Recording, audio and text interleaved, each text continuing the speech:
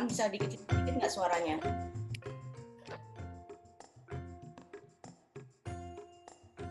Terima kasih. Selamat sore buat yang di Indonesia, selamat pagi buat yang di Amerika Selatan ya. Ada salah satu peserta dari Amerika Selatan. Sebelum kita mulai, Assalamualaikum warahmatullahi wabarakatuh. Salam sejahtera bagi kita semua. Shalom, Om Swastiastu, Namo Buddhaya, dan salam kebajikan. Sore ini saya dari Aksara Pangan, Pepi Nasution, akan membawakan acara Clear Betawi.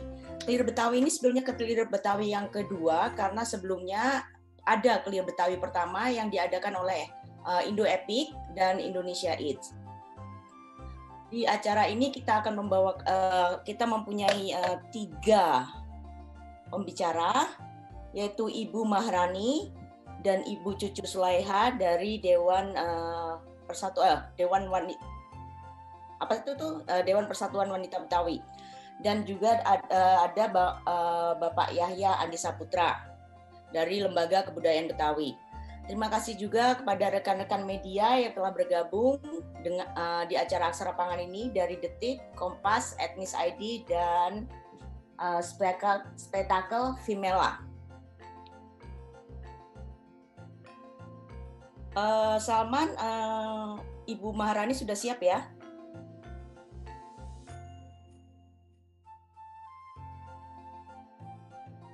Salman atau Aca? Sari, Ibu.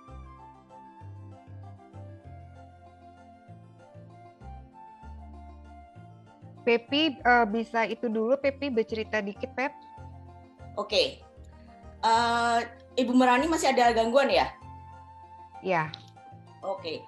Jadi di acara Clear Betawi ini sebetulnya karena ini adalah acara kedua, yaitu acara kedua itu adalah kelanjutan dari Clear Betawi yang pertama. Clear Betawi yang pertama mungkin kalau ada rekan-rekan yang pernah bergabung sebelumnya, yaitu tahun Agustus ya, atau Oktober 2020 ya? Sekitar Oktober, Agustus gitu. Oktober, Agustus ya.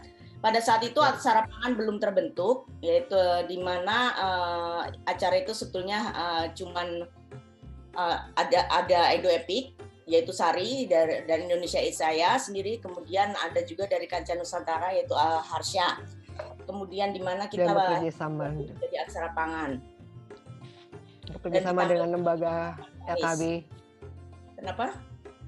Bekerja sama dengan LKB. Oh ya, bekerja sama dengan LKB ya. Di acara Clear Betawi pada saat itu kita mempersembahkan air manis, di mana teman-teman pastinya belum terlalu banyak tahu. Atau mungkin Aca bisa iniin puterin yang kemarin. Ya, yang Clear Betawi yang pertama sebagai ini pengantar. Tapi nggak usah semuanya yang pas air. Iya, yang air manis terus. Nah, di Clear Betawi yang kedua ini kita akan membawakan acara tentang Lebaran ya, karena momennya sedang puasa. Kalau di sini masih sahur ya jamnya. Sekali lagi saat ini saya Pepi Nasution berada di Kanada.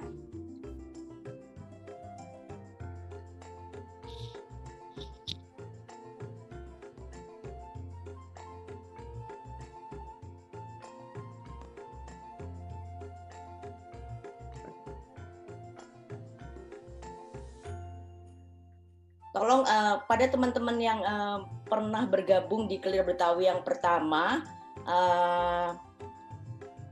masih ada nggak yang ingat tentang ceritanya pada saat itu?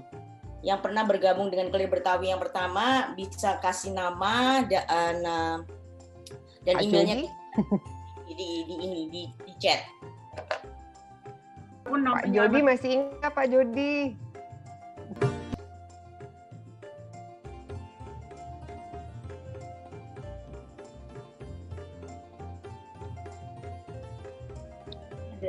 Ada suara ya?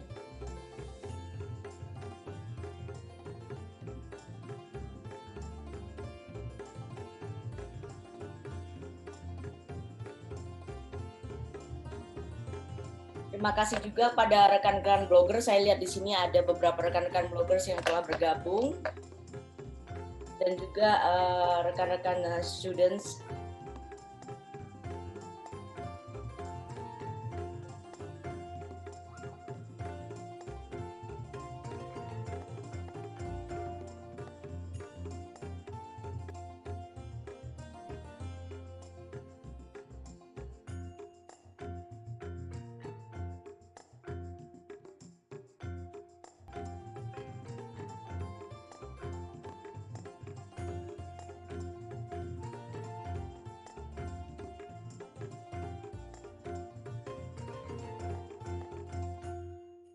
Betawi LPB dan Persatuan Wanita Betawi. Kepada para peserta, selamat datang semuanya. Semoga kita bisa mengambil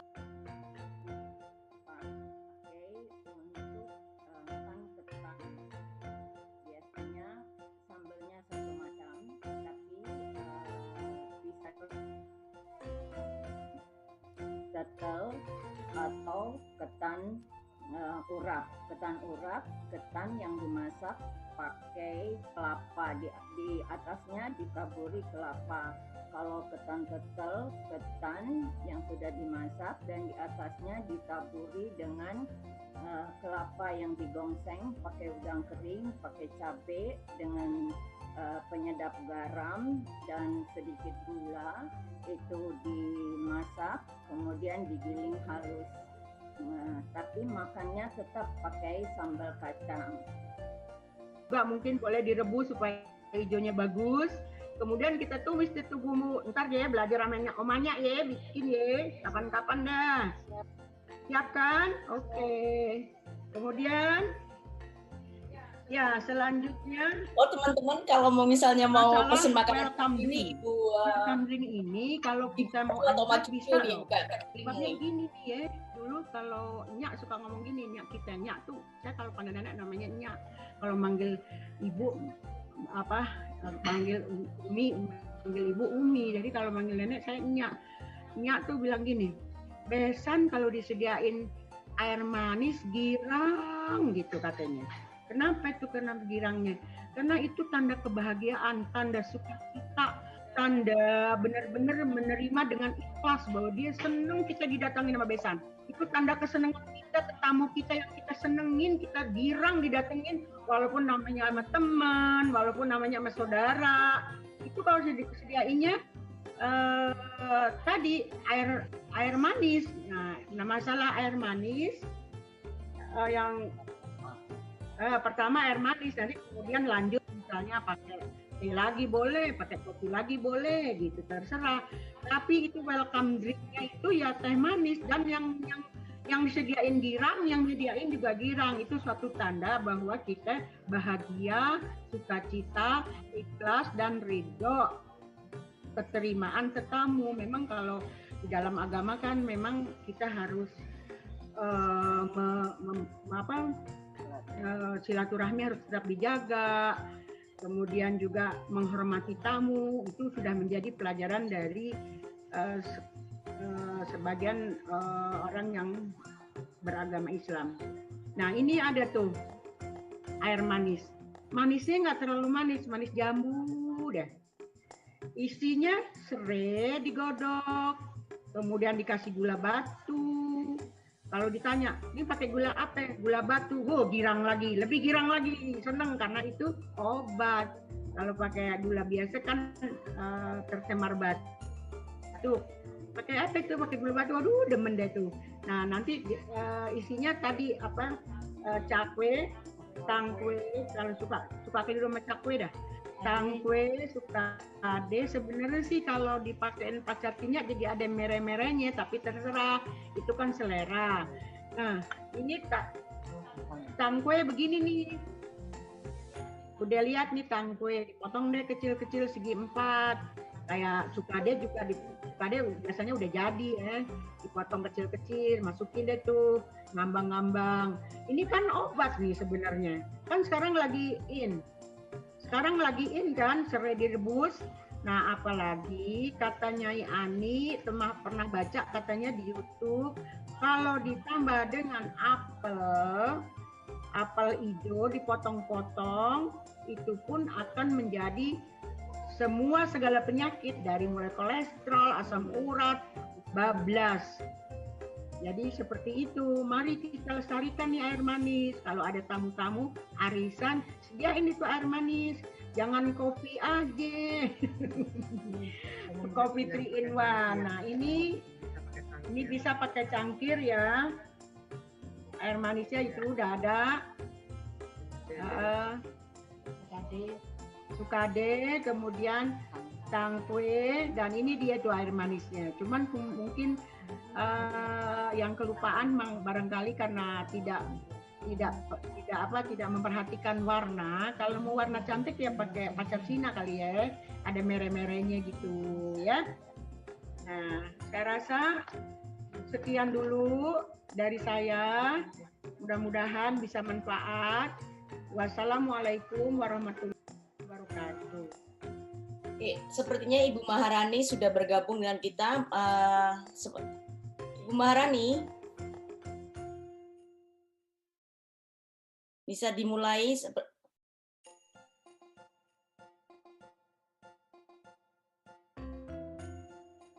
Masih connecting ya Ibu Maharani ya? Ibu Maharani udah masuk. Ibu Maharani kameranya Ibu. Ibu, Bu Ani. Maaf sekali ini ada sedikit ini nih. Error di teknikalnya. Ibu Maharani.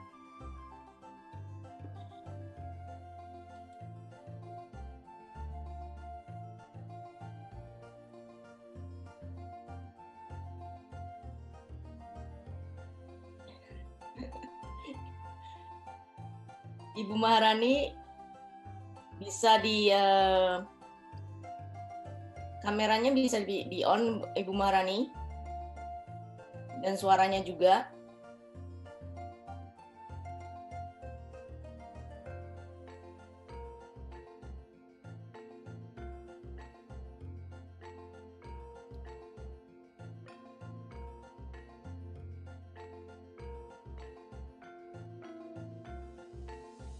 Itu tadi Bu Maharani bisa kan? Bisa. Ibu Ani. Bu Ani.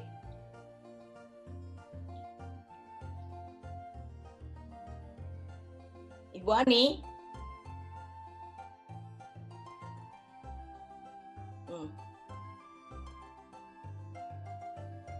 Kalau Oma Cucu sudah di sini juga kan, Sar? Belum. Atau mungkin ke Pak Yaya dulu mungkin? Bisa. Mungkin Pak Yaya yang sudah siap ya. Bu Maharani sepertinya ada technical difficulty di sini. Saya persilakan kepada Bang Yahya untuk bercerita lebih dalam tentang perbedaan-perbedaan Betawi. Sebetulnya tadinya begini, Ibu Maharani yang pertama kali akan menceritakan tentang kuliner Betawi. Disambung dengan Oma Cucu, kemudian Abang Yahya. Nah, Abang Yahya ini akan memberikan cerita lebih dalam tentang perbedaan Betawi. Jadi Betawi nggak cuma satu ya. Jadi dari kultur-kultur itu ada perbedaannya, di mana ini bisa dilihat dari segi penyajian makanan juga. Bang Yahya.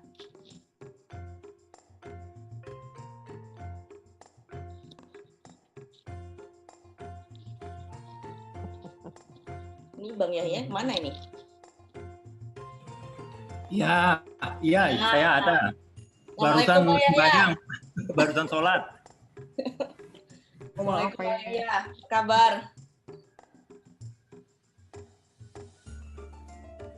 Bang Yahya, Ibu Ani ini kayaknya ada kendala teknik. Bang Yahya nggak apa-apa duluan, Bang Yahya.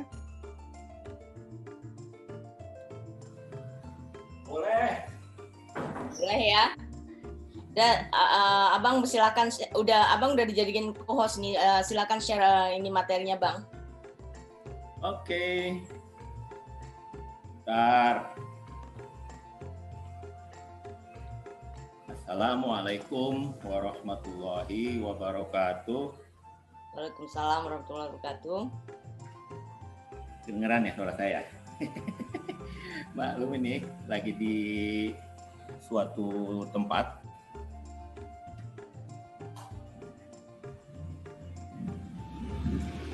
Ya, saya siapkan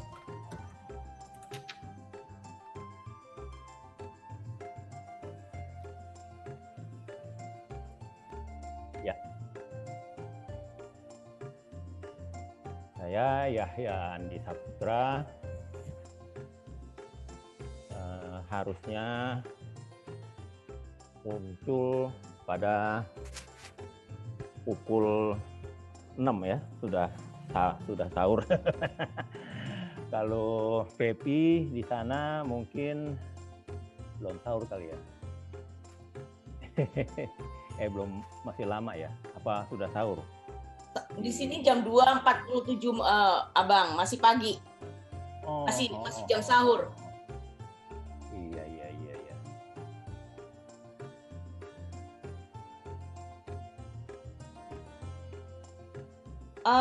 Itu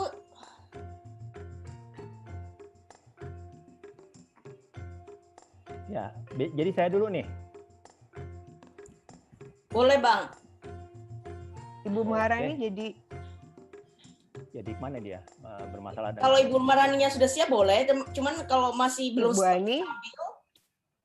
Udah, Bu Maharani udah siap. Kalau Bu Maharani. Bu Maharaninya ininya udah stabil belum ininya? Bu Jaringannya. Ani.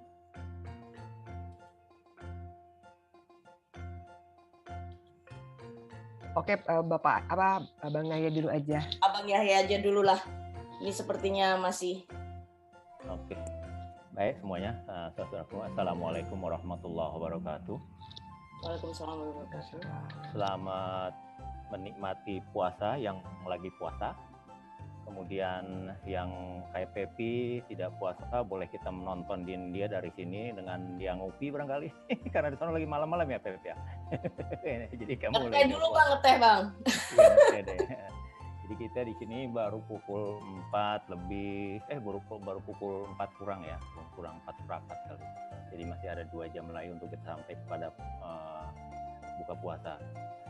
Saudaraku, jamaah virtualiah yang ada di ruangan ini, saya sebetulnya untuk urusan kuliner-kulineran begini memang masih nutur ya.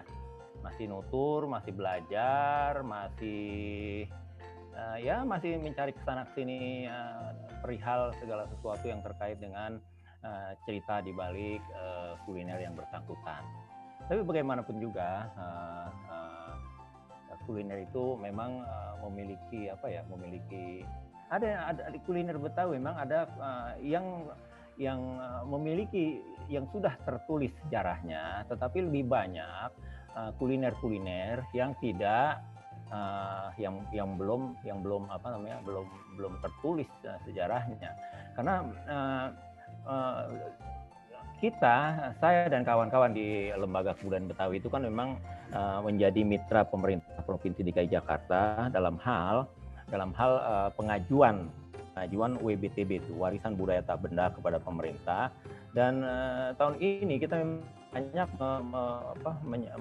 menyampaikan usulan kepada pemerintah beberapa kuliner. Jadi kayak putu mayang, kemudian oblong dan segala macam itu sedang kita usahakan.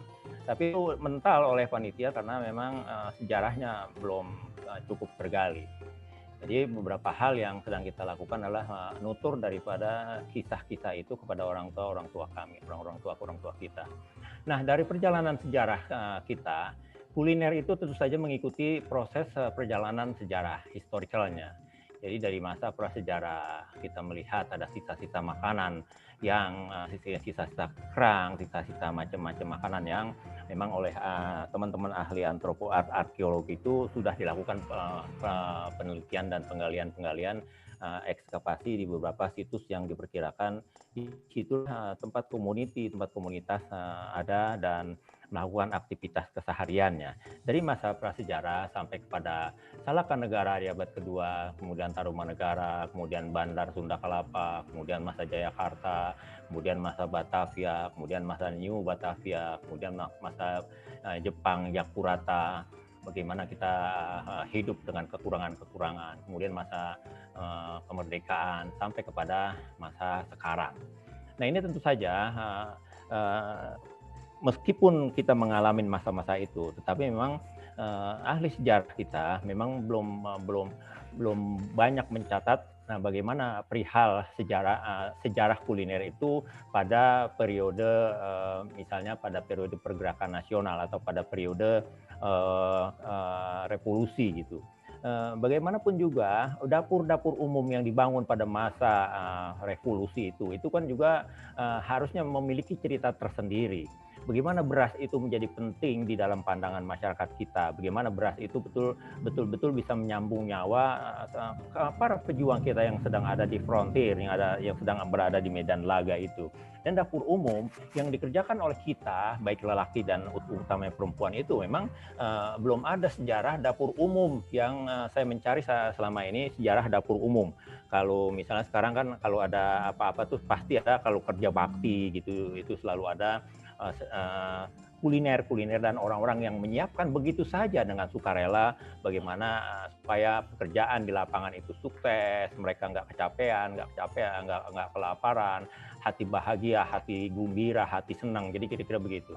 Nah, di dalam sejarah perjalanannya ini memang masyarakat Betawi sudah ada, jadi menurut paling enggak dalam buku yang saya baca itu Penelusuran Sejarah Jawa Barat, itu yang diterbitkan oleh pemerintah Provinsi Jawa Barat dan diterbitkan pada tahun 1984-an, dinyatakan bahwa kita ini di sini adalah menjadi hulun, menjadi rakyat dari kekuasaan-kekuasaan besar yang muncul pada saat itu. Di dalam buku itu memang dikatakan ada sejarah Salakanegara. Salakanegara itu di Kali Tirem. Kali Tirem itu kita tahu, Tirem itu kan tiram ya.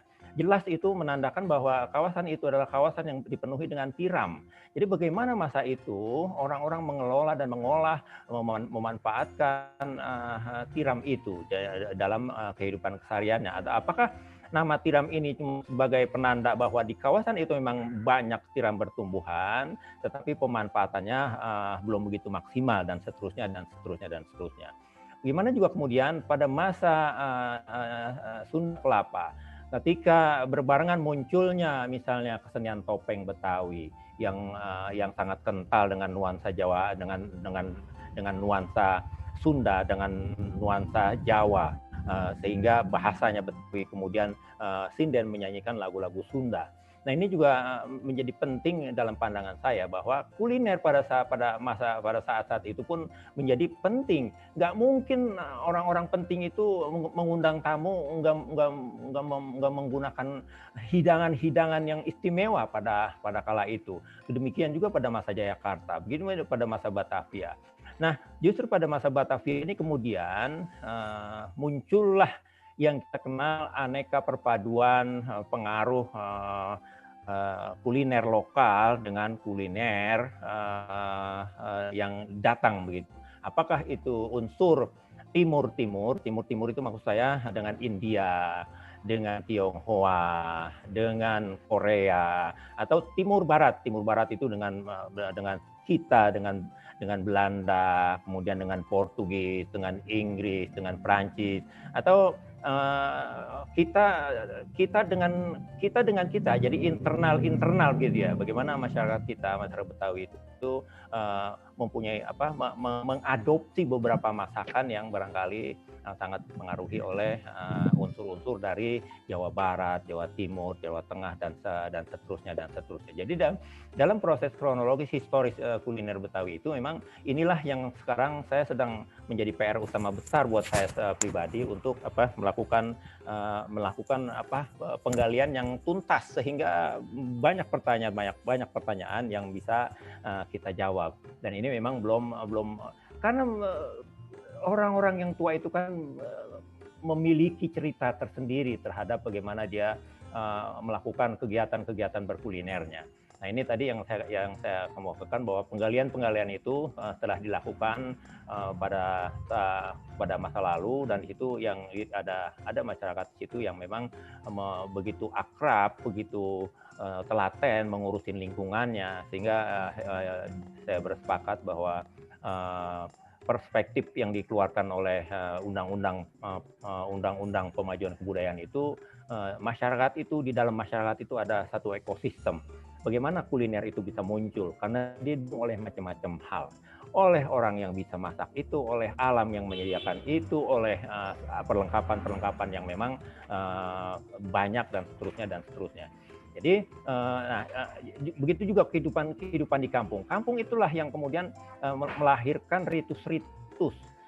Di situ ada ritus macam-macam, ritus dari mulai siklus hidup manusia, atau ritus yang terkait dengan alam semesta, kemudian dengan hal-hal yang gaib begitu. Jadi bagaimana orang mau pacaran itu kemudian bawain tentengan atau buah tangan kepada calon mertuanya, itu apa yang dibawa kemudian, dan seterusnya. Jadi masyarakat itu.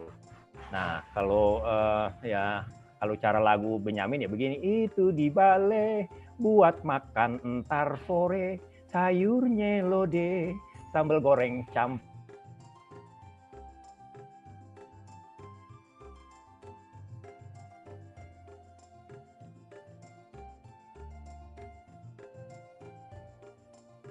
Abang suaranya hilang, Bang.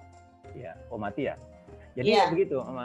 Ini proses bagaimana api itu memegang peranan penting dalam masyarakat, karena ya tentu saja pada masyarakat dulu itu dia lihat ikan, kemudian dia makan secara mentah, kemudian ketika dia berpikir ada matahari, kemudian dia berpikir ada garam, dia berpikir ada cabai, maka dicampur-campur segala macam. Jadi ada yang bebas berproses, diproses secara bebas, ada yang bebas proses, artinya non proses gitu. Jadi secara alamiah, yang dia digarang, dibakar, apa dimakan mentah begitu saja. Kemudian ada yang kena proses, ini ada fermentasi dan segala macamnya.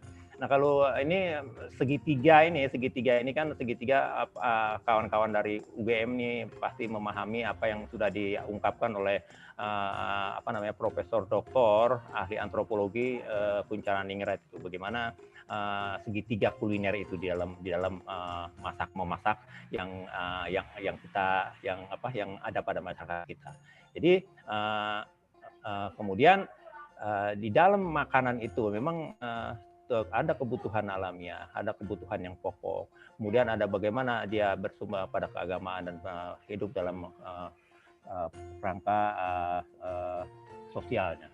Nah, jadi nenek-nenek kita masa lalu itu memang memiliki peradabannya, dan peradaban kuliner itu, memang dilakukan regenerasi, diturunkan nilai-nilai norma-normanya dan pewarisan dan segala macamnya, sehingga apa yang kita akan dengar nanti yang diceritakan oleh emak kita, dua emak yang maestro di dalam kuliner ini, Mak Cucu Sulaiha Nasibu dan Mak kita Hajah Maharani Kemal Mustafa, itu akan kita dengar bagaimana ilmu itu diwariskan dari orang tua dan dari lingkungan sekitarnya. Nah, jadi kalau makanan itu jelas ada waktu, ada usia, ada kondisi, ada pagi, ada siang, ada malam, ada mindo, ada sahur, ada buka puasa. Ada juga untuk diperuntukkan, ada bayi, ada balita, ada anak-anak, ada remaja, ada dewasa, ada kakek nenek, ada orang-orang yang jompo dan segala macamnya. Juga ada kondisi keadaan tubuhnya juga mempengaruhi, dia lagi sehat kah, lagi sakit kah, lagi puasa kah, habis beranak kah, ada kondisi-kondisi tertentu kah, kondisi tertentu misalnya dia diet, dan ada makanan-makanan yang dikeluarkan untuk ritual atau ritus. Bang, mungkin buat yang orang, sorry Bang, maaf ya, buat orang yang non Betawi, mungkin bisa Abang jelaskan apa itu mindo? Ya kan nggak semuanya orang tahu itu Bang, mindo apaan ya? Iya, ya mungkin kalau orang Jawa sih paham kali ya. Mindo itu kan bahasa serapan dari Betawi. Betawi menyerap bahasa Jawa. Mindo itu makan makan sesudah makan. Jadi ketika saya makan malam nih, kemudian malam kok rasanya perut lapar gitu ya, maka kita buka gerobak kita, kita cari ke dapur kita, ternyata masih ada nasi, masih ada sayur lodeh, masih ada dendeng, itu sisa makanan tadi sore. Jadi maka karena kita merasa lapar lagi, maka kita mindo lah di situ, kita makan sesudah makan sebetulnya. Itu jadi makan mengisi iseng gitu. Sebetulnya mindo ya begitulah.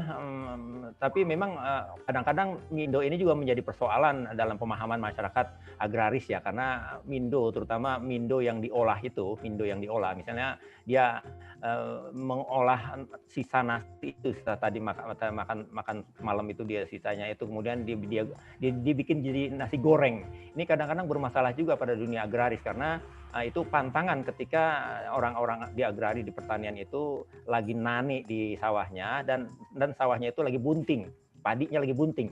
Ada upacara bunting padi, ngarak bunting padi. Itu jangan sekali-kali itu hawa ingin mindo itu muncul dari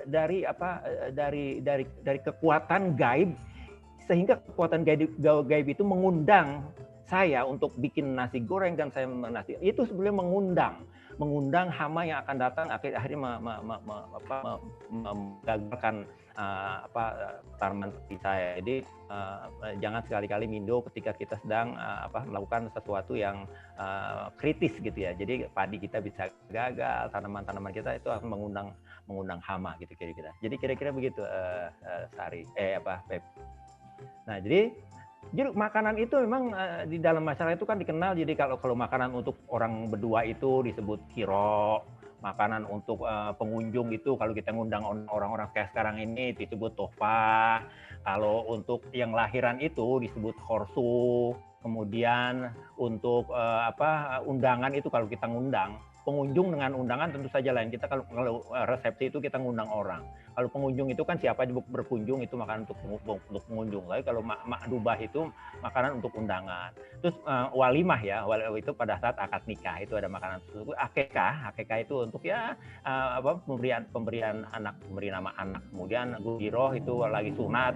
Kemudian wadimah itu makanan kematian. Kemudian nakibah itu makanan orang baru pulang mukim. Misalnya Pepi nanti kalau pulang dari kampung orang itu, dia akan dimasakin oleh keluarganya itu masakan yang disebut masakan nakibah. Jadi masakan ketika Pepi baru pulang dari luar negeri, karena dia mukim terlalu lama sehingga lupa mukanya, cakepnya, lesung pipitnya belah mana, kita lupa apakah lesung pipitnya ada di jidat. Jadi itu namanya lesung jidat kalau ada lesung pipit bukan di pipi. Kemudian ada wakiroh, makanan untuk kita lagi ngebangun rumah. Jadi kira-kira begitu. Nah, di dalam masyarakat itu dibeda-bedain segala macam makanan seperti itu peruntukannya.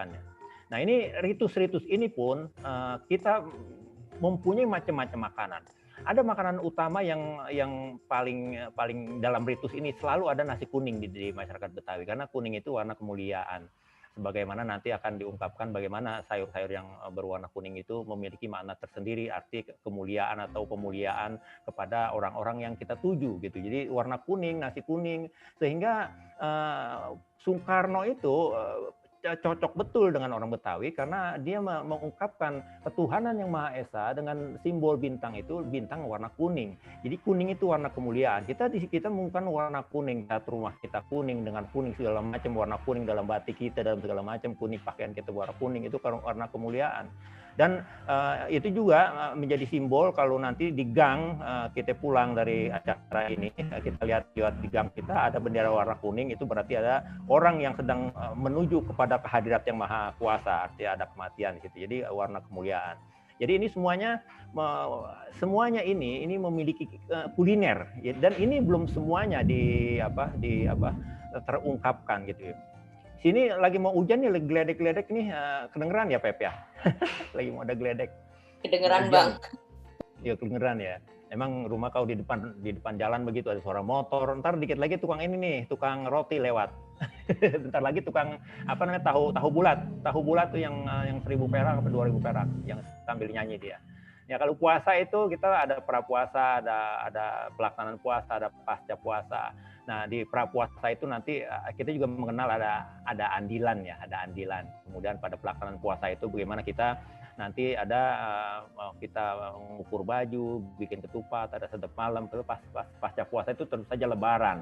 Ada setelah Lebaran ini kemudian ada nadang, nyawal, segala macam. Nah, jadi, makan Lebaran itu dia tentu saja kita perlu makanan, kita perlu pakaian, dan kita perlu piknik. Kalau di Kampung Betawi itu kan kita perlu piknik karena kita memang orang sini. Jadi kalau tiap Lebaran itu kita bentuk panitia piknik. Pikniknya itu kemana? Ke Maribaya, ke Pelabuhan Ratu, ke Anyer itu kira-kira ya, atau ke Puncak dan segala macam. Nah, di makanan dalam Lebaran itu ya Lebaran itu punya minuman, punya kue kering, punya kue basah, punya kacang-kacang, punya manisan, punya ketupat, semur daging, kebo, sayur sambal godok, opor, gulai, dan macam-macam. Nanti akan dilengkapi oleh mak kita. Nah, bagaimana kemudian kalau kita mengenal dulu masyarakat Betawi itu?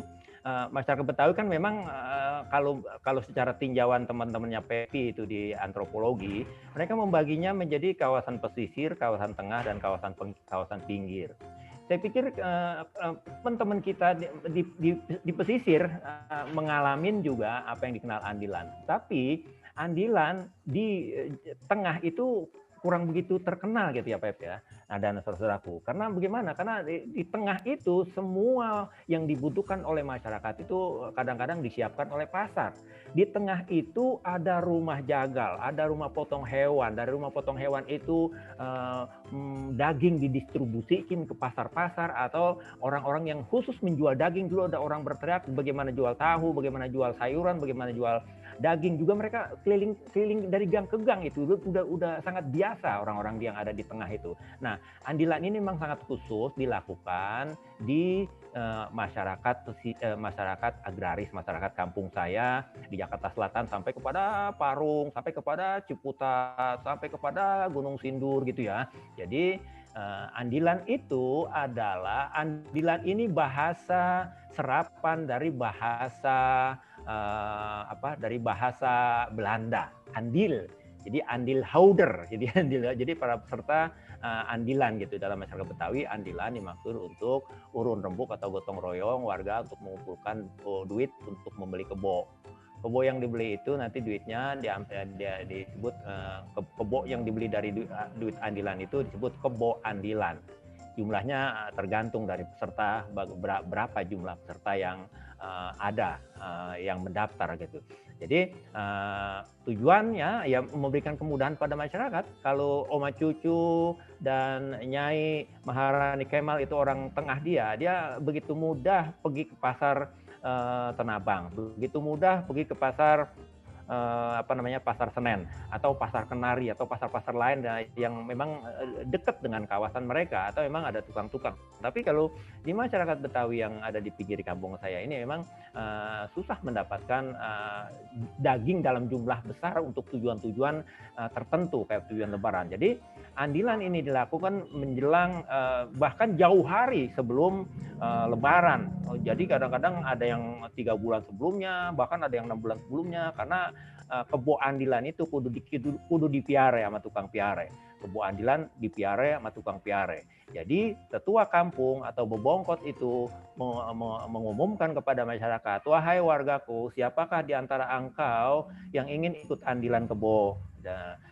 Pada ngacunglah mereka. Akhirnya dibentuklah panitia oleh tetua. Tetua itu menentukan siapa saja tukang tagih per hari atau per minggu, atau karena kan mereka harus mencicil. Jadi ini melatih kesabaran, bersamaan, kemudian banyak lain-lain hal lagi yang itu. Kemudian karena untuk beli itu kan beli kontan, karena dulu orang-orang kita itu memang jarang beli separuh-separuh gitu ya, jadi kontan. Maka tetua kampung itu memang karena ketika dia sudah mengumumkan akan melakukan andilan, maka dia memang sudah punya dana persiapan, dana pokok namanya. Dana pokok itu nanti akhirnya mereka sebutnya dana mokoin. Mokoin itu yang tukang mokoin itu yang dana pokok. Jadi dia yang membayar lunas, nanti rakyat di peserta andilan itu dipermudah untuk mendapatkan daging dalam hal nanti ya mereka setor harian atau minggu dan segala. Nah, jadi ukuran berat daging yang didapat peserta andilan itu memang relatif tergantung beratnya kebo. Maka itu kebo yang dibeli dari 6 bulan sebelumnya itu atau 3 bulan sebelumnya itu memang kudu dipiara dulu. Dipiara oleh tukang piara yang rajin piaranya sehingga kebo itu tumbuh dengan sehat, tumbuh dengan sehingga daging semuanya. Jadi orang-orang yang mendaftar itu jelas satu kebo misalnya untuk 20 orang, maka kalau kebo itu beratnya 300 kilo, maka ya untuk 20 orang itu gitu. Jadi daging kebo itu ditanding, namanya setanding. Jadi setiap orang mendapat satu tanding. Jadi yang daftar itu mendapat satu tanding. Tanding itu ukuran bagi rata. Jadi nggak ada yang nggak dibagi, sampai tulang-tulangnya pun dibagi semuanya kepada peserta, kepada peserta yang ikut andilan. Nah, saja semuanya itu mendapat bagian yang sama. Jadi nggak ada ukuran lebih dan kurang, ya. Maaf, tadi kan Abang bilang ada Betawi Tengah, ada Betawi Pinggir. Nah, mungkin para peserta tidak mengerti ya, Betawi Tengah itu wilayahnya di mana aja, Bang? Maksudnya Betawi Tengah? Ya, kalau kita berbicara pada itu, pesisir jelas adalah kawan-kawan kita yang ada di pesisir ya. Ya. Kawan-kawan pesisir. Pesisir itu dari Batu Jaya, Kampung Melayu di Pakis Jaya, Kerawang Barat itu, terus menyisir pantai itu terus sampai kepada Pademangan, sampai kepada Ancol, sampai kepada Muara Baru, sampai kepada Muara Syakban, gitu ya. Nah itu kawasan itu. Batasnya itu kalau ini ya kira-kira mulai dari kampung-kampung yang kemudian yang tengah itu masuk kepada wilayah sebagian wilayah Kota Tua. Terus kalau diambil jalan itu kawasan yang memotong jalan Jakarta terus sampai ke sana itu terus sampai kepada kawasan Menteng. Sesudah Menteng itu Duku Atas. Nah, dulu ukuran pinggir tuh sampai Duku Atas, karena di situ dulu ada kali yang melintang itu dari timur ke barat itu, yang akhirnya kali itu juga menuju kepada kampung di Tanabang itu. Nah, itu batasnya. Nah, dari situ, dari Duku Atas itu kemudian masuk kawasan sini itu sampai ke Kampung Gandaria, sampai ke Kampung Cilanda, Kampung Lebak Bulus itu sampai ke ujung sono yang termasuk wilayah budaya Betawi itu termasuk Betawi Pinggir. Tetapi akhirnya karena beberapa hal dianggap ada persamaan dari mereka cara berbicara, maka kemudian ketika terjadi pembangunan kota baru, kebayoran baru di tahun 60-an itu, tahun 50-an, tahun 60-an, maka batas Betawi Tengah itu sampai kepada kebayoran baru. Jadi kawasan kebayoran baru itu termasuk dalam sekarang ya, kalau dulu itu pada menjelang revolusi itu masih termasuk Betawi Pinggir. Nah, tapi kemudian ketika tahun 50-an, 60-an itu ketika terjadi pembangunan kota baru, satelit kebayoran baru, maka mulailah dia masuk kepada Betawi Tengah. Nah, karena mereka mengikut pada omongan-omongan yang ada dalam bahasa Betawi yang ada di tengah. Jadi mereka juga akrab dengan dan segala macamnya gitu. Jadi, nah kemudian yang Betawi Pinggir itu disebut juga Betawi Ora karena banyak serapan Betawi yang bahasa dengan Ora begitu. Jadi begitulah kira-kira batas-batasnya itu. Nah, gitu Pep. Nah, di dalam andilan kita lanjut nih. Di dalam andilan itu jelas. Jadi kebo itu dipiara sehingga kebo itu menjadi dagingnya bagus, kebonya sehat, nggak penyakitan, nggak cacingan, nggak matanya nggak belekan, nggak ingusan, nggak meler terus. Pokoknya kebo itu sehat. Kebo itu sehat, bahkan diguyang, namanya dimandiin setiap hari, habis diangon tuh diguyang di bokok kali zaman dulu ya. Nah kemudian baru dipotong diseset, kemudian dicacak, kemudian dicuci. itu dalam perutnya itu dicuci, kemudian ditandingin. Jadi setanding itu ya tergantung, ada yang ya pokoknya dibagi rata semua, termasuk kulit-kulitnya. Kulit kebo itu di dalam tradisi Betawi itu dijadiin kikil. Kikil itu bisa dijadiin sate kikil, bisa juga dijadiin sebagai tambahan kalau kita lagi mau masak sayur masak asam, yang bumbu kuning itu, sayur masak asam atau sayur goreng asam. Itu semakin mantep itu kalau pakai kikil. Jadi kikil ini prosesnya dia dibakar, kemudian dijemur, dibiarkan. Sama juga dengan proses daging kebo itu dibikin menjadi menjadi dendeng ya, bukan empal ya. Kita menjadi dendeng meskipun kita daging kebo itu diiris tipis-tipis juga, kemudian direbus, kemudian dijemur sampai itu untuk makanan sewaktu-waktu. Jadi makanan yang diawetkan secara itu sudah dibumbuin. Nah itu dijadikan sebagai persiapan untuk makan kapan saja. Jadi kalau nanti ada tamu saudara kita yang jauh yang luput pada hari-hari tertentu datang, kemudian dia baru sempat pada sebulan atau setengah bulan atau sebulan kemudian dia baru sempat datang, sementara persiapan udah nggak ada, maka itulah diberi ya, hidangan utama daging kebo dendeng. Daging kebo dendeng itu mantep. Kemudian untuk sayurnya itu sayur goreng asem atau sayur lodeh. Jadi atau sayur asam biasa itu udah mantep betul gitu. Jadi disiapkan itu untuk makanan saudara-saudara kita yang datang kemudian. Jadi kikil kulit kebo itu dibagi rata dan itu enak betul. Kemudian nanti daging kebo itu juga dibikin dendeng dalam untuk persiapan macam-macam, karena memang kayak model oma cucu dan Nyai Maharani Kemal itu biasanya kan dia puasa itu dia hari raya itu tanggal 1 atau paling kalau tanggal 1 Syawal ya, dan atau tanggal 2 Syawal. Sesudah tanggal 3 dia itu puasa lagi. Nyawal namanya, Nyawal. Nanti ada lebaran ketupat. Itu lebaran ketupat justru memang ketika makanan-makanan yang lain itu kan lebaran itu kan 7 hari seminggu. Jadi makanan-makanan pokoknya kita siapkan khusus untuk lebaran itu dinikmati hanya pada malam hari. Pada siang hari ketika kita harus menikmati nikmatnya makanan-makanan yang memang dimakan hari lebaran pada siang hari itu ditahan lagi oleh mereka. Dan justru sebetulnya salah satu persiapan dendeng itu daging dendeng kebo itu ya untuk lebaran lebaran Syawal, lebaran ketupat di seminggu sesudahnya, atau ya tergantung dari yang melakukan puasa. Kalau dia memulai puasa hari ketiga atau hari keempat, yaitu nanti dia jaraknya akan lebih jauh lagi. Jadi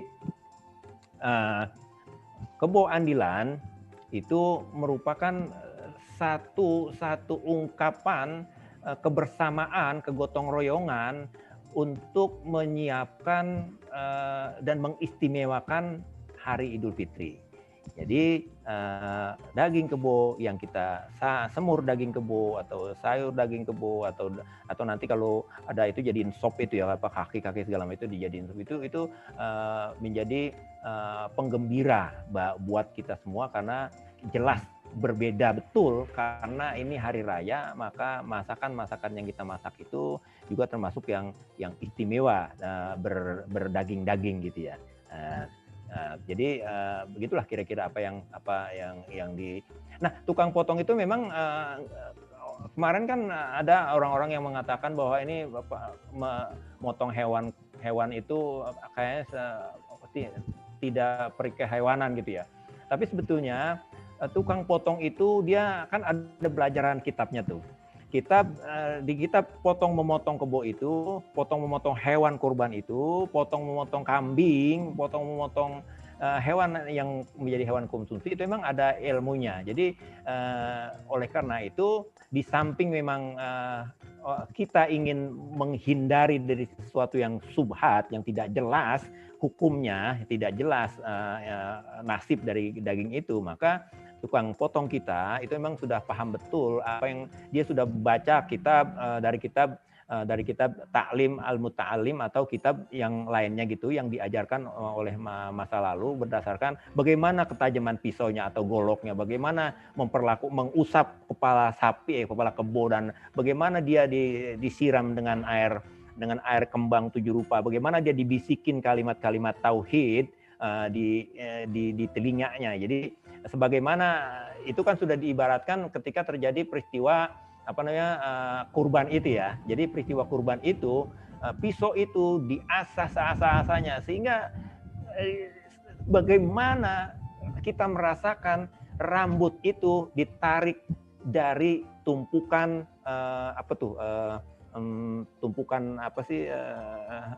terigu gitu ya, jadi nggak berasa gitu, jadi dia nikmatnya dibisikin Bismillah, Allahu Akbar, Bismillah, la haula wala quwata illa billahil aliyyil azim, dibaca itu terus, jadi nggak digorot-gorot gitu, nggak ditewang-tewang gitu kira-kira.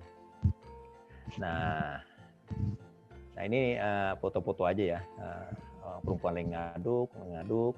Ini juga makanan yang istimewa juga, meskipun sekarang udah menjadi makanan yang sangat biasa pada pada Lebaran, pada bukan Lebaran pun sekarang banyak yang jualan dodol segala macam, sehingga makanan itu menjadi makanan yang istimewa. Nah, saya kira dari saya sebagai sebagai yang mengawali cukup ya, Ibu Pepi ya. Terima kasih Abang, pembahasannya ini udah banyak banget ya ini ya, lengkap banget nih. Untuk teman-teman yang akan bertanya, yang sudah mempunyai pertanyaan, saya lihat di bagian chat. Nanti kita bacakan pertanyaannya di akhir semua setelah para narasumber. Halo. Oke, Halo. Ibu Ani sudah bisa ya, sudah tidak ada technical difficulty ya.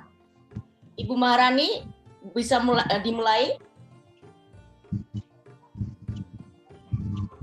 Jadi Ibu Maharani ini akan bercerita tentang makanan selama puasa ya, selama puasa Ramadan. Yang tidak terlalu banyak orang tahu mungkin. Ibu Maharani, suaranya sudah ada ya? Halo, ya bisa dengar? Ya bisa dengar Ibu. Ibu bisa dibuka kameranya, videonya?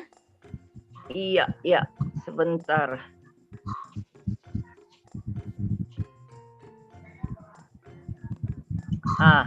Ya, sudah. Oke. Jadi mungkin slide-nya Ibu Maharani bisa dimulai, ditayangkan. Ya, baik. Terima kasih. Assalamualaikum warahmatullahi wabarakatuh. Saya Maharani diminta panitia untuk membicarakan yang sekarang banyak disebut tajir, yaitu makanan berbuka puasa.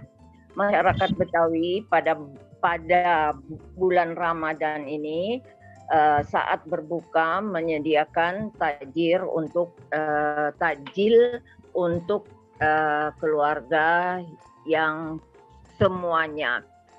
Aneka macam makanan berbuka puasa berupa makanan ringan di samping kurma atau air sirup, bisa juga seperti sekarang dinamakan sop buah dan lain-lain.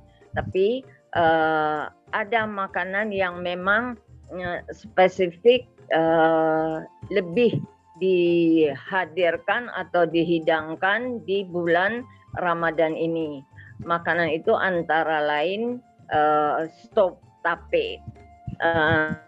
Stop tape ini kadang orang merasa heran, stop tape ini dari mana ya? Kenapa namanya stop? Asalnya dari mana kata itu? Sebetulnya stop tape ini adalah bukan suatu kreasi ya. Jadi seperti kita tahu masyarakat Betawi kadang untuk satu kata itu bisa dipopulerkan dengan dialek mereka sendiri gitu.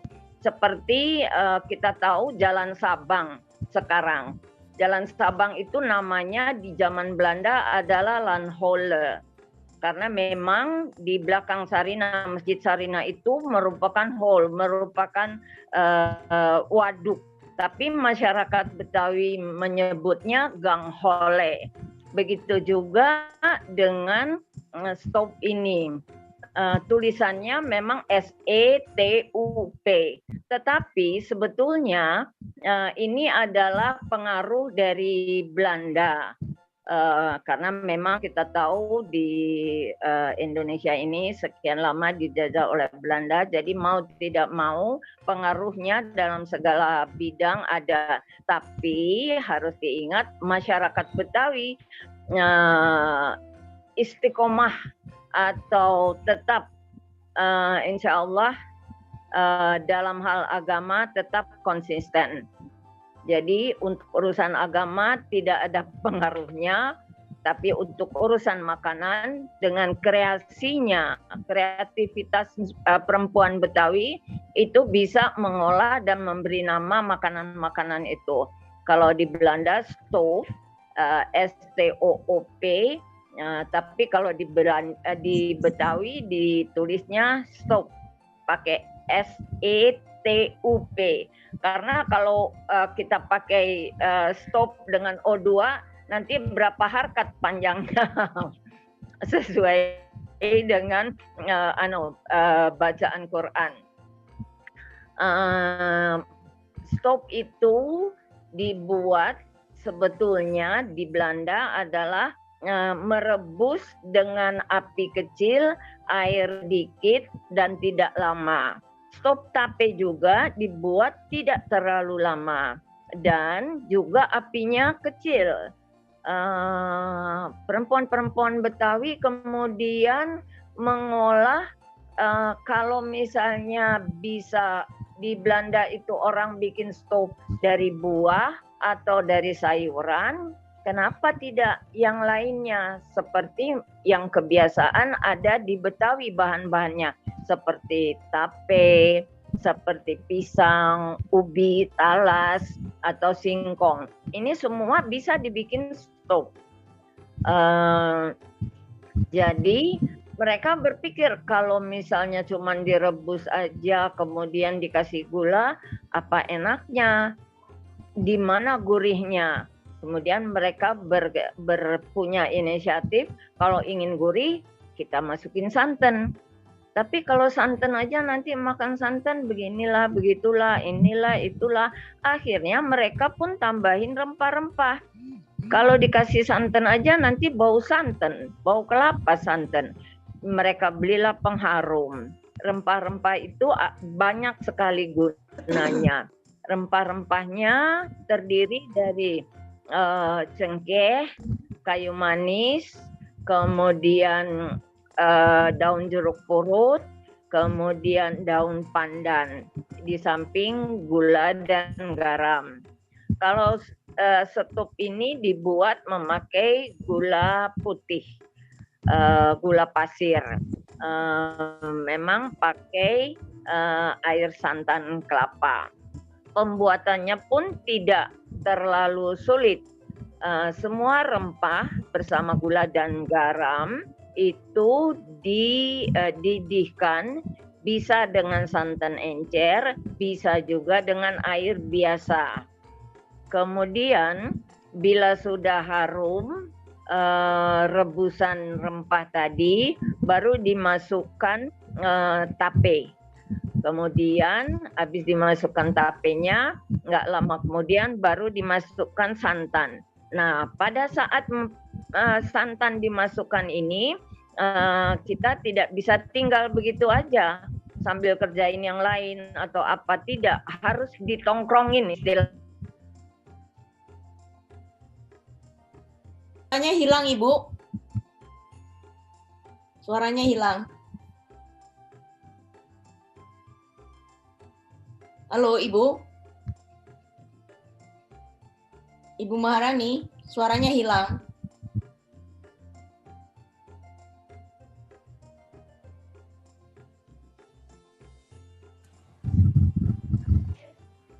Ibu? Bu. Ibu Maharani, suaranya nggak ada. Speakernya.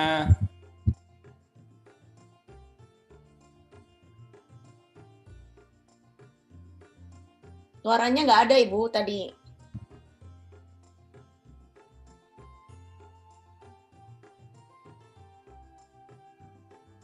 Ibu Maharani, Ibu tidak ada suaranya. Iya, ada. Ya, sekarang ada. Tadi berhenti pas di bagian ini ya, Ibu menjelaskan bahwa ketika tape sudah santan sudah masuk, ya kita tidak bisa itu tidak bisa ditinggal. Nah, itu setelah itu nggak ada suaranya lagi, Ibu. Bisa diulang lagi, Ibu. Ya, baik. Ya, sesudah kita masukkan santan ke dalam rebusan rempah dan tape tadi, kita tidak bisa tinggal masakan ini di atas api. Apinya tetap kecil, sesuai dengan kata stove dari negeri kincir air itu. Kemudian dari negeri Belanda. Kemudian kita tidak bisa tinggal karena santan itu harus diaduk terus. Kalau di istilah Betawi harus ditimba-timba. Supaya apa? Supaya tidak pecah santan itu. Sebab kalau misalnya apinya besar dan kita tinggal, dia bisa mendidih dan meluap. Kemudian akhirnya santannya itu pecah. Maksudnya inti dari santan itu bisa berpisah dengan airnya begitu. Jadi intinya membentuk bulatan-bulatan putih dan air terpisah. Itu sama sekali tidak enak. Jadi sesuai dengan arti dari kata stove itu, memasak atau merebus dengan api kecil, air tidak terlalu banyak, kemudian masaknya juga tidak lama. Jadi santan bila ditimba, segera sesudah mendidih harus diangkat.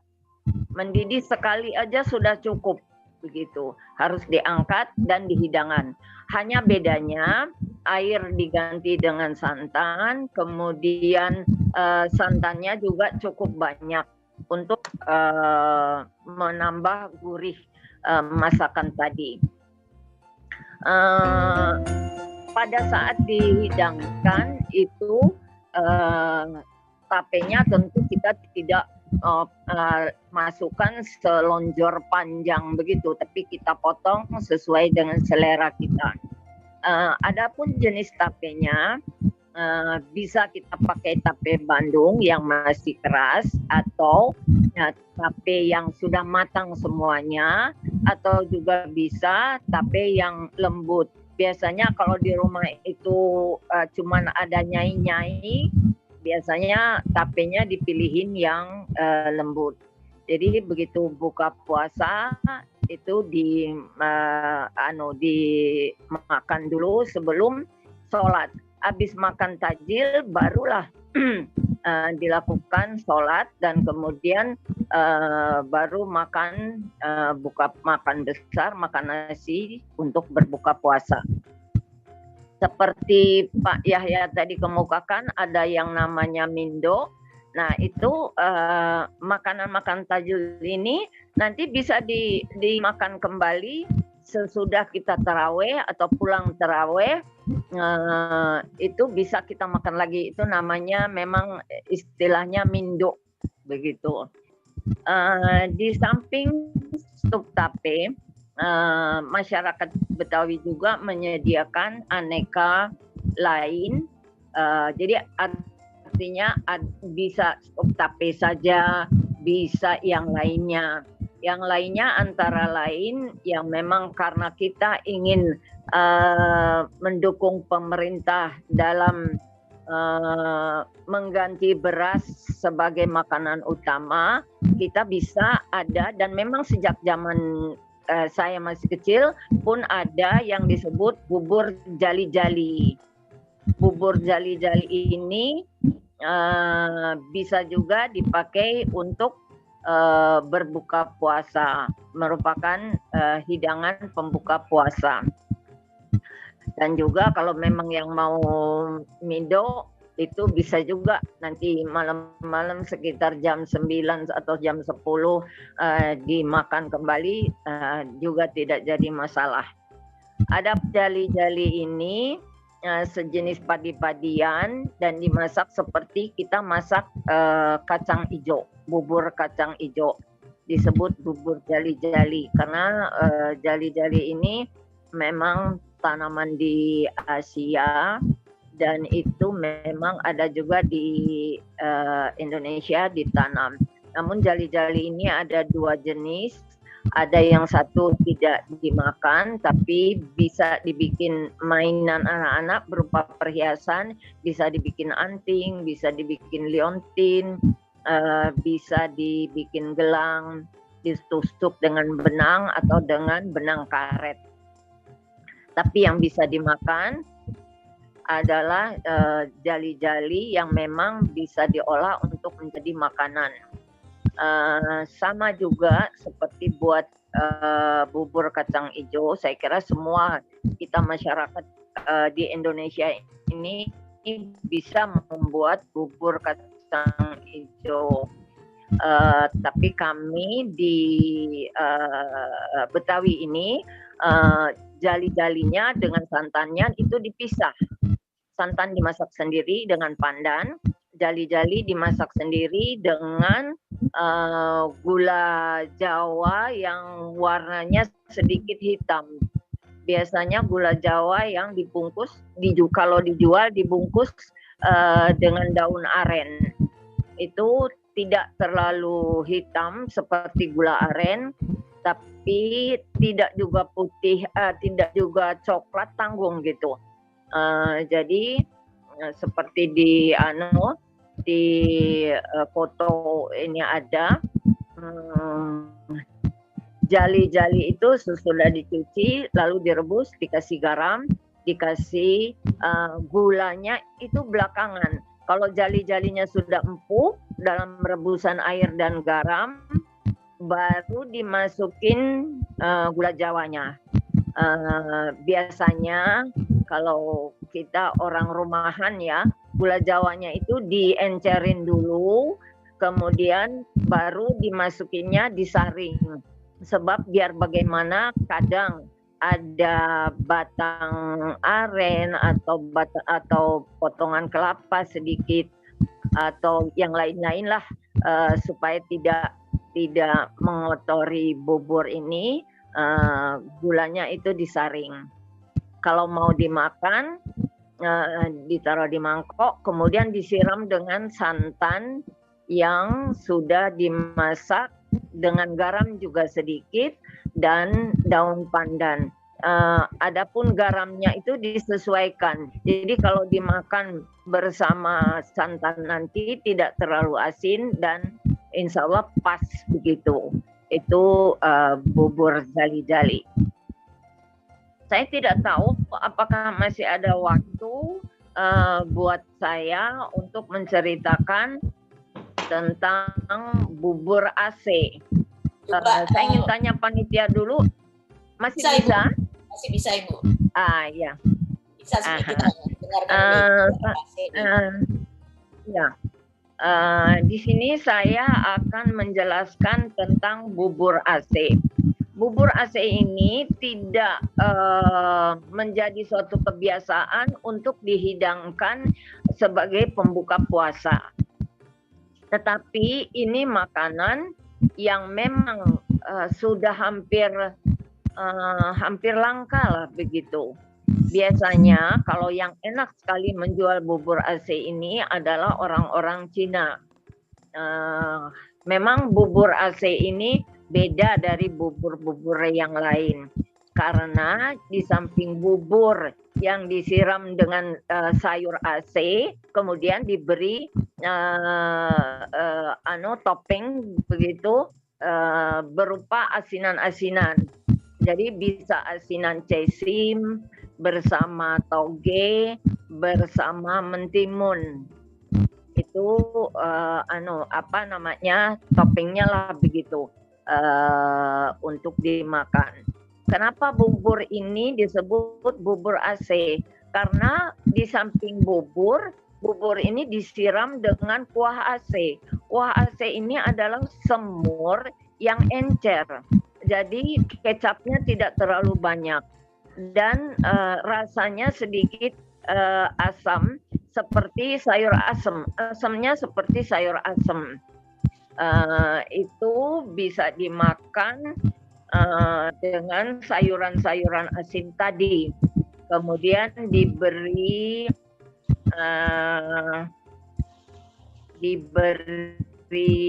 kerupuk merah. Tapi kalau sekarang mohon hati-hati untuk membeli kerupuk merah. Pilihlah kerupuk merah yang betul-betul mempergunakan pewarna merahnya dari pewarna makanan. Bubur AC ini proses pembuatannya seperti semur, hanya tidak pakai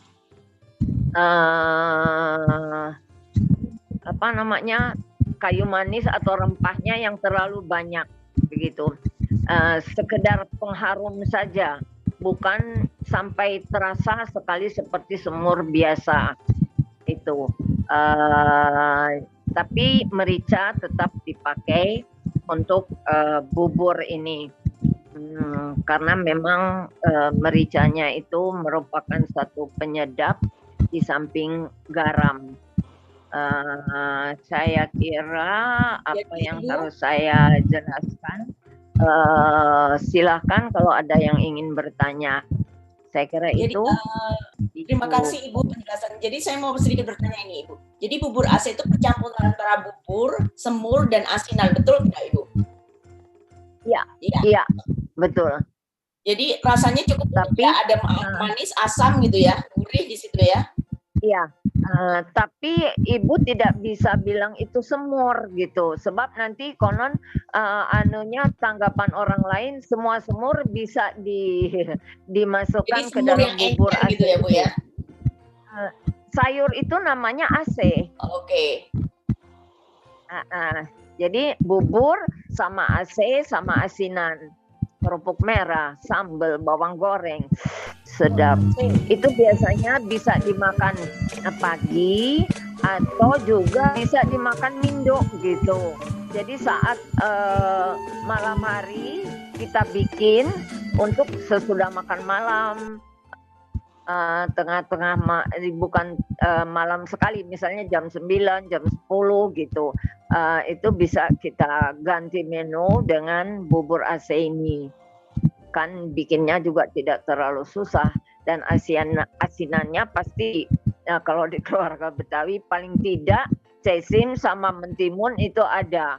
Hanya togenya aja nanti yang kita harus siapkan kalau memang berniat sekitar jam-jam 9 itu kita akan makan bubur AC supaya supaya menambah, jangan lapar lah begitu.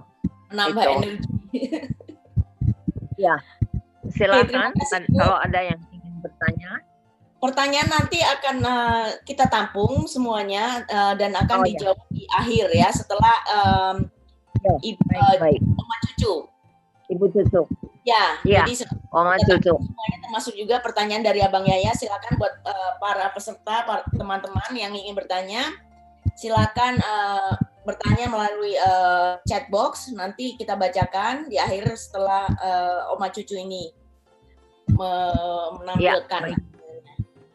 Oke, Oma Cucu sudah mendengarkan saya.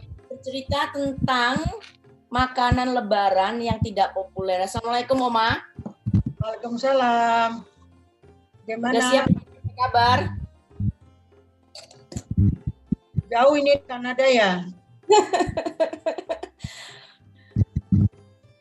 Oma Cucu ini salah dua ya. Karena ada Ibu Marani juga dari Dewan Pakar Persatuan Wanita Betawi. Ya, kita dapat waktu berapa menit nih? 20 menit, Oma. Silakan, Oma. 5 nanti ya. Ya. Assalamualaikum warahmatullahi wabarakatuh. Waalaikumsalam. Waalaikumsalam. Itu Sulaiha yang diminta oleh panitia untuk membicarakan tadi masalah kuliner yang kebiasaan dipakai orang Betawi untuk Lebaran. Kemudian juga ada sayur besan. Mana dulu nih yang kita mulai? Sayur besan dulu atau kuliner lebaran dulu? Oh, sayur besan dulu ya. Sorry, tadi slide-nya ini ntar dulu Oma. Saya lihat dulu slide-nya Oma tadi. Kelihatannya di sini sayur besan duluan ya. Iya, sayur besan duluan kayak sepertinya yang luar kita. Sebetulnya saya ingin juga memperkenalkan bahwa kami berdua dengan Ibu Maharani duduk sebagai pengurus di Persatuan Wanita Betawi, tapi kebetulan juga saya di pelestarian budaya dan pengembangan Betawi itu duduk juga di Lembaga Kebudayaan Betawi. Jadi kalau dalam hal ini kalau kita berbicara masalah budaya maupun kuliner ya agak sinkron ya dengan LKB dan Persatuan PWB, Persatuan Wanita Betawi. Jadi kita mulai sayur besan dulu ya. Ya. Oma mungkin bisa dijelaskan terlebih dulu kenapa ada sayur besan. Jadi kan kalau tradisi Betawi itu setelah Lebaran itu ada acara apa gitu? Ya, sayur besan ini biasanya digunakan untuk makan menerima tamu, menghormati tamu besan. Jadi ini biasanya adanya di daerah Jakarta Selatan, ke sana itu sampai ke Ciputat, sampai ke Parung. Bahkan Parung kan udah wilayah Bogor. Di sana sangat kental sekali adanya sayur besan. Bahkan kita tidak menemui sayur besan ini di daerah-daerah Jakarta wilayah lain, di pusat ataupun di timur selatan maupun di barat. Yang ada dari mulai selatan itu juga pengaruhnya hanya mulai dari Radio Dalam sampai kepada Parung. Nah, ini sudah menjadi tradisi kebiasaan masyarakat di sana membuat sayur besan ketika menerima tamu, walaupun bukan dalam pesta pengantin, misalnya pada hari-hari raya Lebaran ataupun hari-hari khusus selamatan atau hari-hari khusus menerima besan itu sangat merasa dihormati kalau besan ini disediakan sayur besan. Nah, sayur besan ini terdiri dari yang paling utama bahannya adalah telur terubuk. Mungkin telur terubuk ini agak sudah langka ya, karena ada pembangunan perumahan di mana-mana sehingga menanamnya dan pembudidayanya agak berkurang. Kita sulit sekali mencari sayur besan. Kalaupun nanti ada, mahalnya luar biasa. Lebih mahal kita masak daging maupun masak ayam, saking ketinggiannya barang itu. Nah, apa sebab adanya cuma ada di Jakarta daerah selatan? Mungkin memang dahulu kala juga waktu saya kecil, kalau kita mau pergi ke Bogor kan dulu kan lewatnya lewat Parung ya, belum ada tol. Itu pasti kita mampir itu di Parung, di bawah pohon besar sampai itu pohon udah ratusan tahun. Itu ada warung yang menyediakan sayur besan dan kita tahunya sayur besan ya di situ karena kita tidak pernah menghadiri bagaimana kelompok masyarakat di sana waktu menerima besan. Tapi menurut ceritanya mereka mengatakan bahwa sayur besan itu adalah makanan spesial khusus untuk menerima besan. Nah, ini sayur besan ini hampir seperti sayur lodeh. Isinya ada tadi yang bahan utamanya adalah telur terubuk. Tapi di sana juga ada bihun ataupun soun. Kalau soun terlalu lembut ya, jadi sering dipakai itu yang bihun Jepang ya, bihun yang bagus itu. Kemudian campurannya juga ada jagung muda, ada kol, ada kembang kol ya. Jadi juga ada bumbu-bumbunya juga hanya seperti terlalu ringan sekali, tidak ditumis, hanya dicemplungin aja gitu. Ini ada fotonya ya, di sini kelihatan sekali bahwa bumbu-bumbunya bawang iris, cabai iris, pakai terasi, juga udang kering, ya bisa dilihat di situ. Nah, sebaliknya di Betawi ini sudah menjadi kebiasaan dan sudah menjadi tradisi sangat menghormati besan, sehingga di daerah lain pun ada panganan yang untuk menghormati besan, yaitu ketupat laksa, disebut penganten. Kenapa disebut laksa penganten? Kalau laksa di Betawi bagian Jakarta Pusat atau Jakarta Barat, daerah Rawabelong, itu menggunakan sayur laksa penganten untuk ketika tamu besan datang, utamanya pada waktu pulang 3 hari. Jadi ceritanya kalau kita mengantar pengantin laki-laki, sepasang pengantin menuju mau ke tempat rumah pengantin laki untuk dirayakan pulang 3 hari atau istilahnya ngunduh mantu ya, itu para tetamu sudah disediakan laksa pengantin. Dan laksa pengantin di sini mungkin juga akan bagian Bogor, daerah Bogor ada laksa, tapi tidak sama. Karena memang di Jakarta Pusat itu kan banyak ikan ya. Jadi bahan laksa pengantin itu bukan oncom. Bahan laksa pengantin itu isinya diantaranya ramuannya adalah dimasukkan ikan, terutama ikan tenggiri. Yang paling sering dipakai ikan tenggiri, itu salah satu ramuan untuk bahan campurannya. Sedangkan kalau laksa Bogor perbedaannya adalah pakai oncom ya. Jadi tapi sebenarnya sistemnya pakai telur, pakai ketupat, dan ada bihun dan lain-lain. Cuma bedanya kita ada bahannya dari ikan, kemudian juga ayam susu. Nah, kembali lagi kepada masalah sayur besan ini, yaitu tadi dia selalu ada pada saat-saat pengantin. Kalau pernah saya melihat juga kalau ada pesta pengantin itu di dalam hidangan panganannya itu tidak lepas sayur besan, itu selalu ada di sana, walaupun padahal bukan menerima besan. Jadi kita tamu-tamu juga disediakan sayur besan, sudah jadi ciri-ciri khas dari daerah Pak Ciputat maupun Parung. Dan untuk itu di bagian-bagian lain dari daerah yang di bagian barat, selatan maupun di timur, selatan bagian sini sangat lengkap bahannya, sehingga tidak terbiasa untuk menyediakan sayur besan. Ini hanya yang sekarang ini memang sudah tidak populer dan sudah.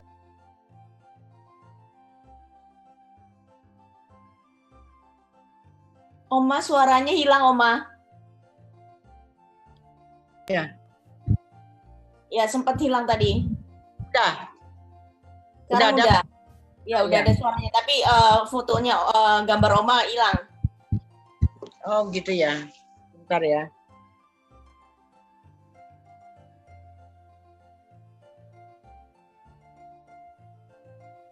Udah. Ya, sekarang udah. Ya, udah. Jadi teman-teman ini sayur besan biasanya disajikannya itu pas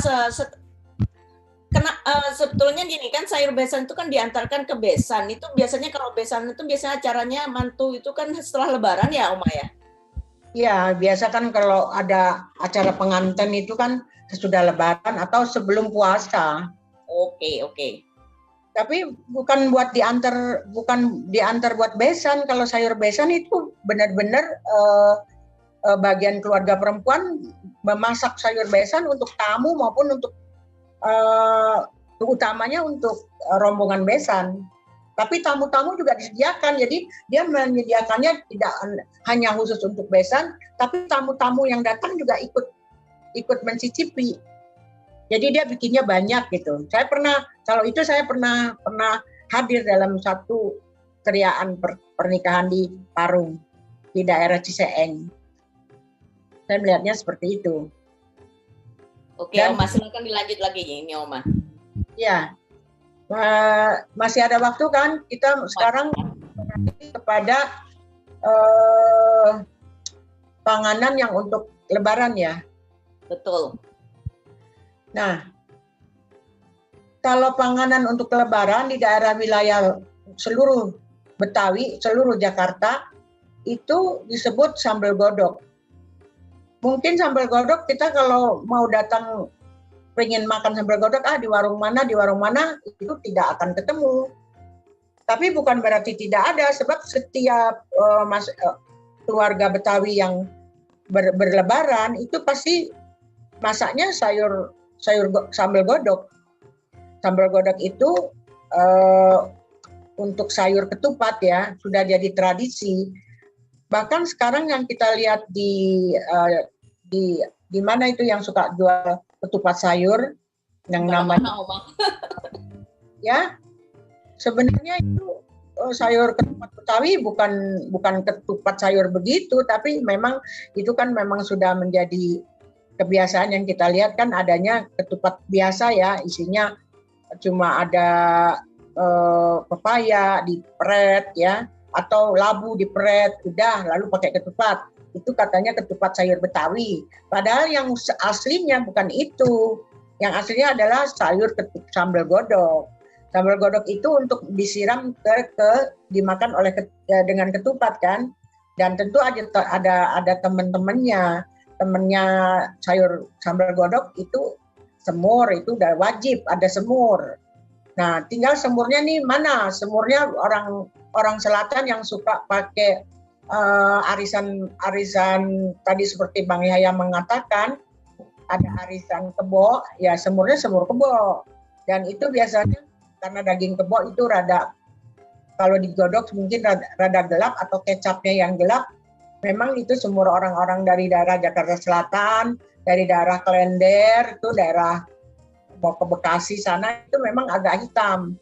Tapi harus ada namanya semur, mau hitam, mau semur di Jakarta Pusat, mau di daerah Jakarta Utara, ataupun di daerah Jakarta Barat, namanya semur juga sama, walaupun itu dari daging sapi, bukan dari daging kebo. Karena kebiasaan dari daerah-daerah bagian tengah itu tidak pernah kita temukan orang memotong kebo.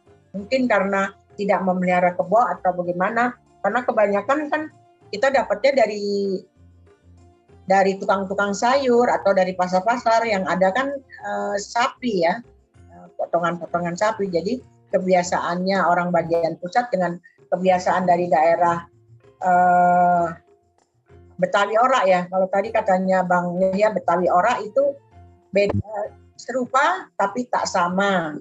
Artinya sama-sama semur tapi dagingnya lain, dan cara mengolah semurnya juga tidak sama, sangat berbeda, tidak sama. Karena kalau orang bagian tengah cara mengolah semurnya itu 2 kali masak. Nanti pada saat ada kesempatan kita bisa menerangkan bagaimana semur Betawi yang daerah Jakarta Pusat, bagaimana semur Betawi yang di daerah Jakarta Betawi Ora. Kita mesti cari kebo dulu. Kemudian yang kedua, temenannya dari sambal godok adalah ayam goreng. Satu, yang ketiga kerupuk, dan kerupuknya itu harus kerupuk udang. Kerupuk udang yang besar, satu yang lebar itu harus ada itu. Bukan emping ya. Kemudian yang ditambah lagi dengan ada bubuk kelapa. Bubuk kelapa yang digongseng.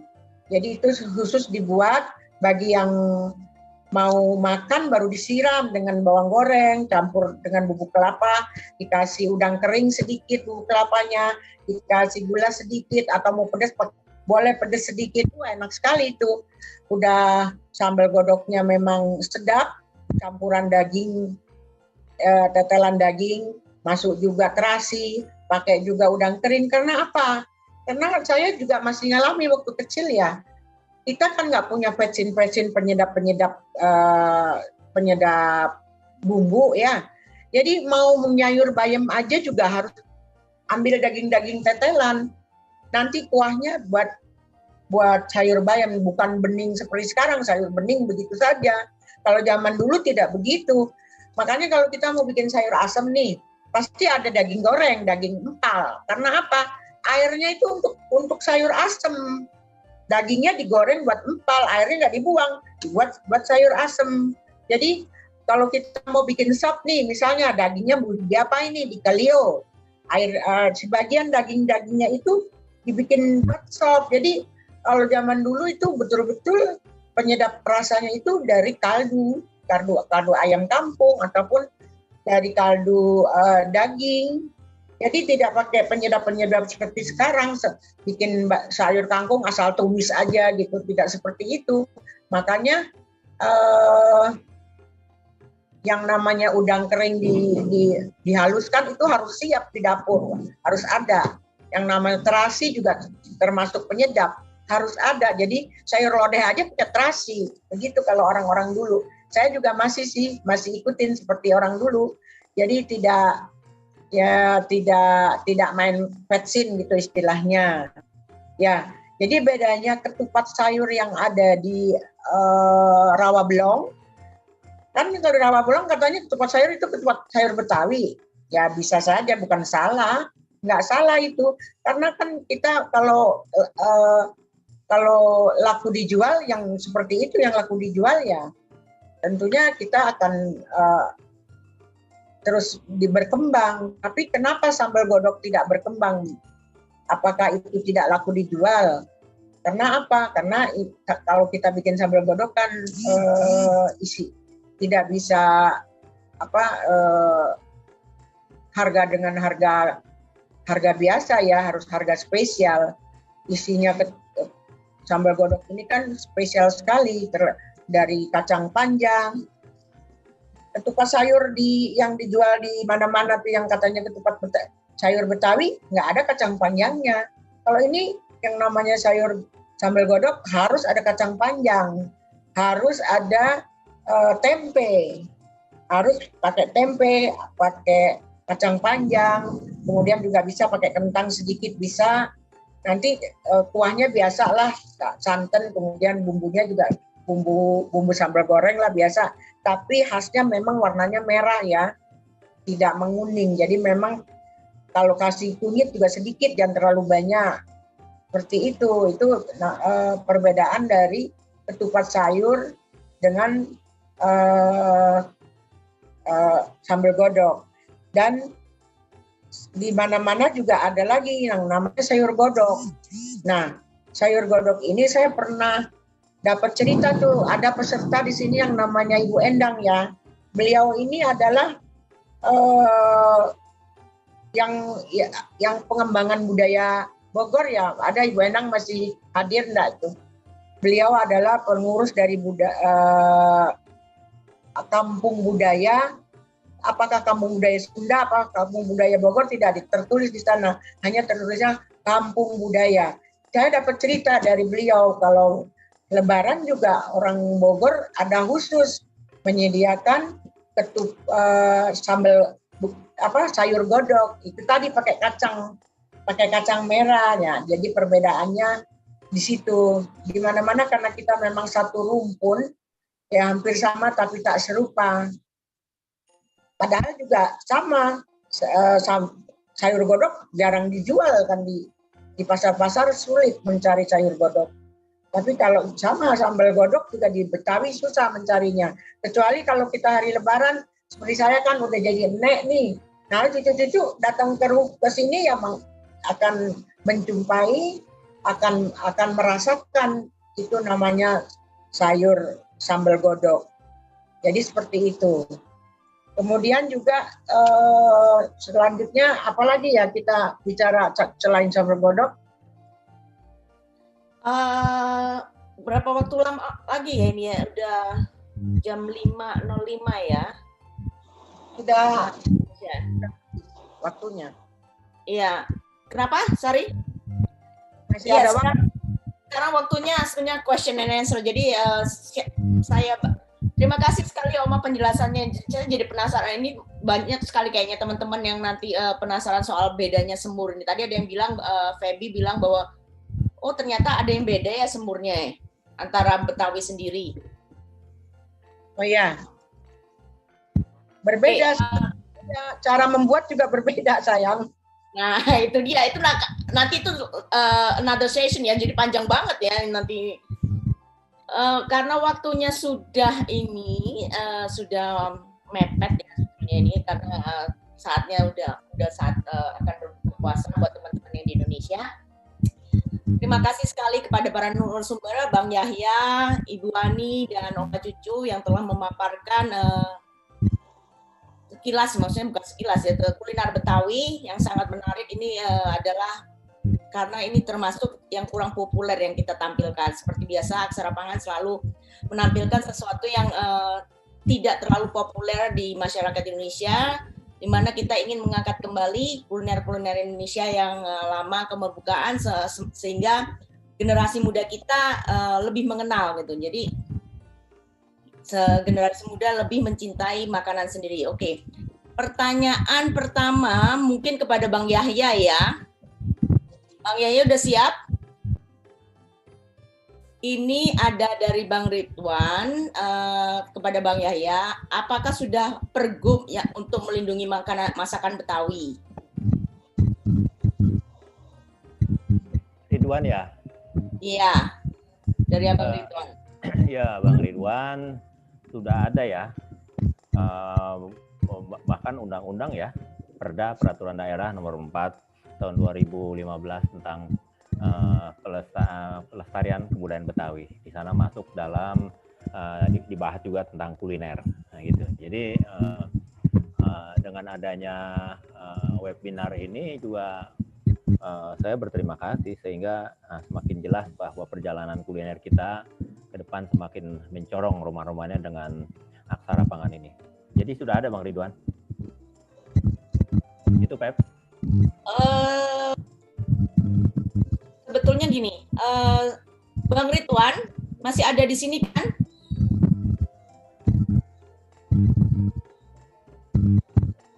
Wah, bentar dulu. Saya munculkan lagi ini pertanyaan. Oke.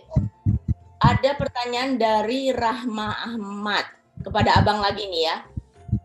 Ini Abang atau Mpok nih ya. Apa ada perbedaan budaya asing mana yang mempengaruhi makanan antara Betawi dengan pinggir? Saya kebetulan Betawi Tengah dari Kuningan dan kebanyakan makanan yang saya kenal dari buyut saya dipengaruhi Arab dan Eropa. Misalnya alie bagente yang dari Arab dan kue kelen dari Belanda. Bagaimana menurut Abang ini? Perbedaan budaya asing. Rahma ya. Sejarah kita kan mengenal lapis-lapis ya Rahma ya.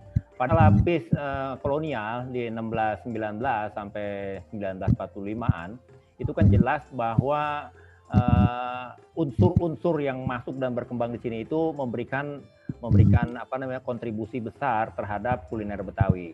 Jadi apa yang orang-orang Indo baik Tionghoa maupun Indo Belanda maupun Indo lainnya itu juga turut memberikan andil kepada kuliner yang ada di Betawi punya. Ya seperti yang tadi kamu sebutkan itu. Semur pun misalnya itu juga merupakan pengaruh dari cara memasak dari orang-orang Belanda. Yang tadi Oma Maharani ceritakan, setup itu juga prosesnya seperti itu dan masih banyak lagi yang terkait dengan itu. Tapi itu semua menjadi satu kesatuan yang utuh ya Rahma ya. Jadi nggak bisa dipisahkan. Ini Cinanya, ini Eropanya, ininya nggak bisa. Jadi itu menjadi kesatuan yang utuh menjadi kuliner B, jadi kuliner Betawi begitu. Benar sekali ya Bang ya. Nah ini melanjutkan pada pertanyaan Pak Abang Muhammad Reshad Gifari. Di sini beliau menanyakan, selama ini yang saya dengar Betawi dipengaruhi banyak budaya. Tetapi apakah ada yang sebaliknya makanan Betawi mempengaruhi budaya lain? Sayur asem itu rasanya di mana-mana kita dapat sayur asem. Nasi uduk itu kita ketemu di mana-mana. Kemarin saya ke Papua, itu juga ada tukang nasi uduk. Ternyata nasi uduk sudah menjadi nasional bahkan internasional ya. Jadi di Malaysia itu kita nyari nasi uduk, kemudian kita mencari sayur asam sudah ketemu. Juga yang lain-lainnya bisa kita temukan juga di daerah-daerah itu. Jadi banyak kuliner-kuliner lain yang kalau bisa kita nutur gitu ya, kita nutur, maka kita memberikan kontribusi juga kepada kuliner-kuliner pada kuliner Nusantara pada umumnya gitu, Pep. Oke, terima kasih ya Bang ya. Ada tambahan Bang? Iya. Ya gado-gado juga begitu. Gado-gado, kemudian juga yang tadi diceritakan sama Oma Cucu dan lain-lain itu juga bisa kita anggap seperti itu. Ini pertanyaan, terima kasih ya Bang. Ini pertanyaan selanjutnya adalah buat Ibu Maharani. Jadi Ibu Maharani, apakah ini pertanyaan dari Rika Widyastuti. Apakah stup ini sama dengan kolak?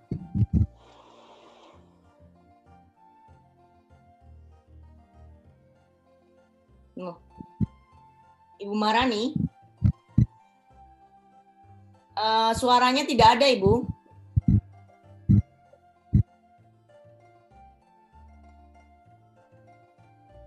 Suaranya tidak ada Ibu.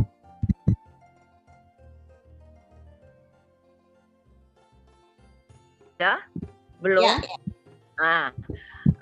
Beda Mbak antara stop dengan kolak. Kalau kolak, bedanya kalau kolak dibuat dengan mempergunakan gula Jawa atau gula aren. Tapi kalau stop dibuat memakai gula pasir. Dan kalau stop diberikan santannya di dalam dicampur dengan tapenya.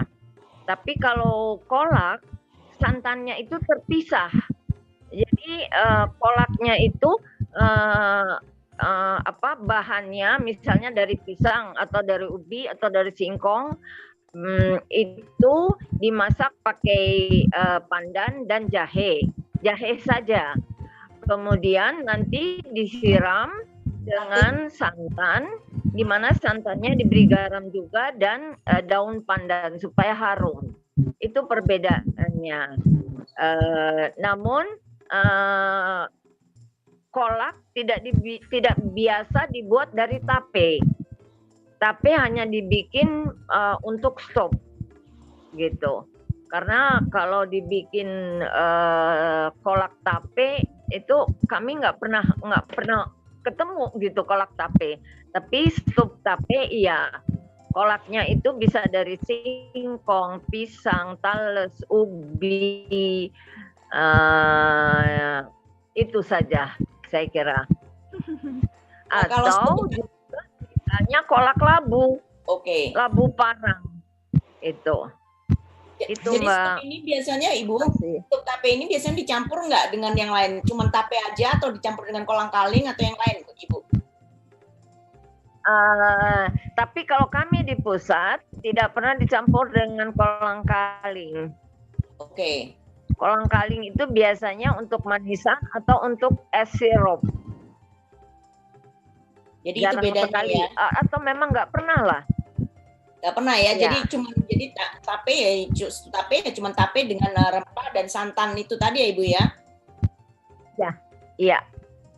Itu. Kemudian melanjutkan di sini ada yang bertanya ini, Feby dari MHF Kitchen. Sayuran asinan di bubur AC itu hanya tanaman sayur saja atau seperti acar yang sudah dikasih cuka?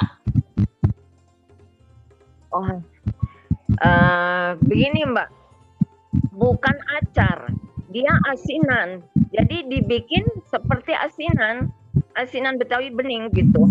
Jadi tidak pakai kacang di dalam kuahnya, hanya cabai, kemudian bisa dikasih udang kering sedikit untuk penyedapnya dan dikasih cuka gitu.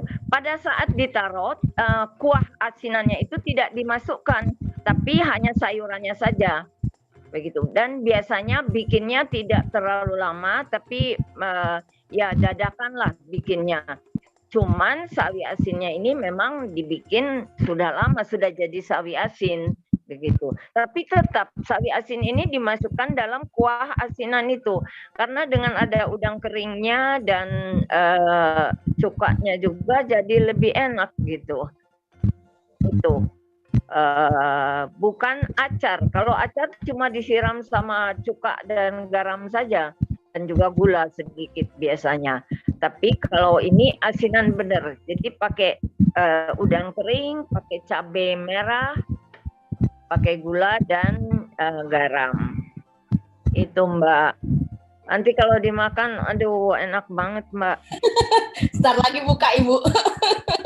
Iya. Saya sendiri membayangkannya begitu nikmat karena memang enak, apalagi dimakan panas-panas. Ini ada pertanyaan nih Ibu, ada dari Bang Rahmat Sadil ini. Coba Bang, buka mic-nya, videonya, bisa bertanya langsung. Ya,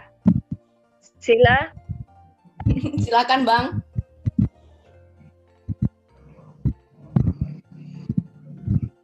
Halo Bang. Nggak ada suaranya. Oh, nggak ada suaranya. Saya bacakan saja kalau begitu. Bisa nih. Oh, bisa. Oke, silakan Bang. Langsung bertanya. Yang pertama, saya hormat nih sama dua pakar dari Persatuan Wanita Betawi. Memang benar-benar maestro ya. Yang pertama itu. Yang kedua ini kan menarik ya. Dari bubur, kemudian stup. Nah, ini bubur AC ini kan kalau di Tanah Abang saya kemarin sempat nulis ya, ada di Cielis dan Bang Lopi di Tanah Abang Kebun Kacang 9 tuh, yang Bang Lopi. Kemudian kalau yang itu di Kebun Melati di Cielis yang masih menjual bubur AC ya. Nah, ingin saya tanyakan karena kan yang saya lihat itu sebarannya banyak kan di Tanah Abang tuh, memang Jakarta Pusat ya. Apakah daerah lain, misalnya di barat atau di selatan, saya pernah dengar memang di selatan, tapi saya masih ragu di mananya. Apakah selain daerah Jakarta Pusat, bubur AC itu ada di mana lagi gitu? Karena saya lihat yang khas nih, yang menonjol sekarang hanya di Tanah Abang gitu. Ada Ibu Maharani gitu. Pertanyaan atau yang Oma Cucu juga boleh. Baik Bang. Iya, makasih. Baik Bang. Ya, saya jawab dulu. Memang bubur AC itu adanya di pusat, sebab itu cukup mahal. AC-nya itu bukan daging sembarangan, Bang.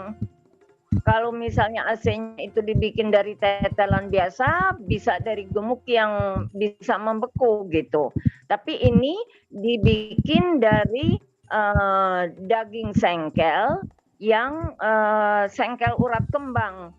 Jadi daging yang dilapis-lapisin sama urat. Itu enak sekali Bang kalau dibikin AC. Dan cukup mahal. Mungkin penjual itu kayak sekarang kita makan mie ayam di pinggir jalan. Itu jeroan semua segala macam masuk kan. Kulit-kulitnya juga masuk. Tapi kalau AC yang biasa kita bikin, ya itu dagingnya memang daging istimewa. Kalaupun mau pakai gemuk, gemuknya gemuk sandung lamur, gemuk yang tidak lumer. Yang biasa kalau di masakan Padang disebut jeboh. Itu Bang, enak sekali. Biar dimakan anget-anget juga enak Bang. Memang adanya di pusat.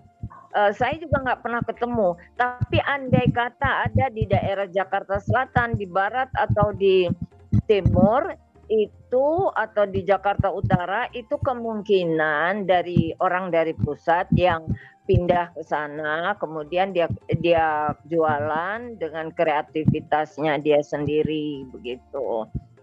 Ya tidak menjadi masalah, tapi AC-nya ini yang menjadi pokok utamanya adalah AC-nya ini. Semur encer dengan rasa sedikit asam. Kalau saya asamnya pakai asam muda, jadi lebih enak, lebih seger. Ibu Maharani, waktunya kita cuma punya 10 menit lagi. Ada satu pertanyaan ini, Oma yang harus jawab nih. Oma, ya? Apa tantangan dan bagaimana memperkenalkan makanan Betawi di kalangan milenial? Ini oleh Bang Ridwan. Waduh. Tantangannya apa ini, Oma? Ya, berat ya. Susah sekarang bersaing dengan makan makanan-makanan yang siap saji ya. Ya dari orang tua harus selalu menyediakan di rumah. Nah, yang jadi masalah di rumah juga kalau kita makan, kita sediakan, nggak ada yang mau makan, akhirnya terbuang. Tapi kalau untuk kita harapkan dari orang tua yang biasa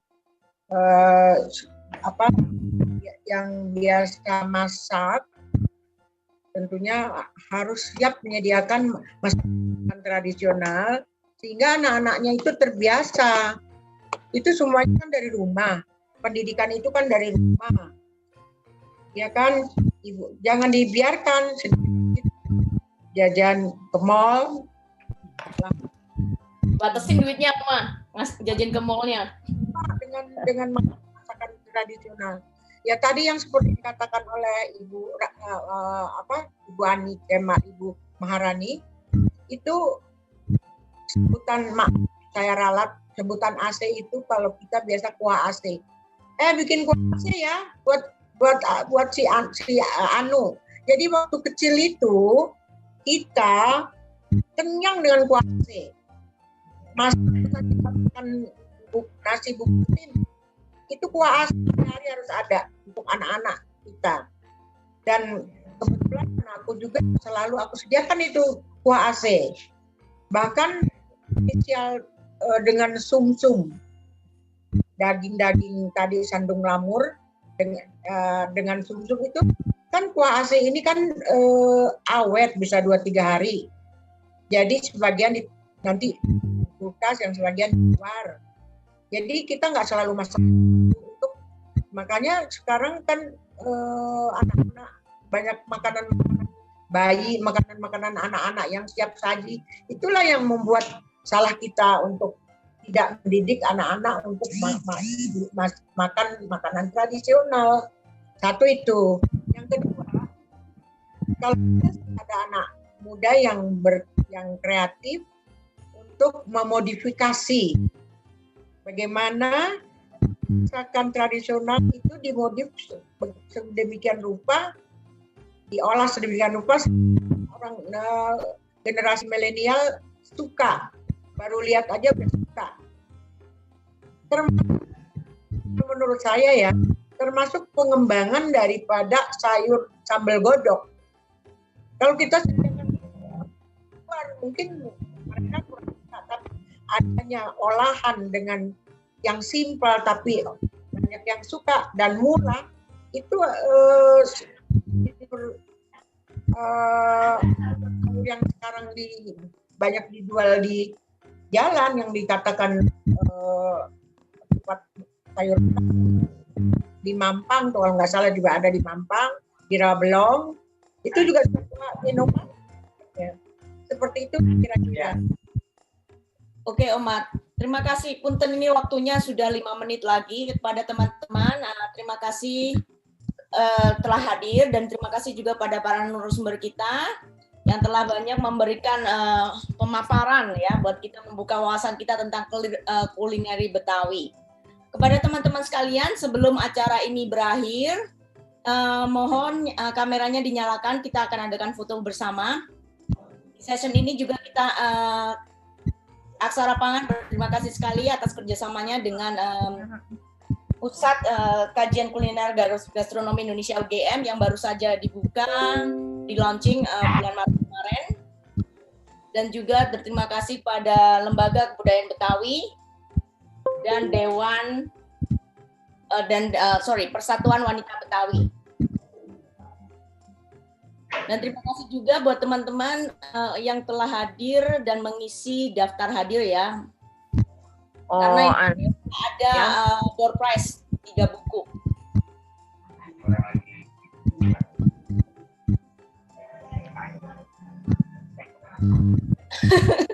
Terima kasih juga, ini ada 2 chef favorit saya yang tukang gangguin ya, nama Wira Hardiansyah dan Mas Agus di Belanda. Apa kabar, Mas? long time no bugging, jadi lama biasanya telepon ini.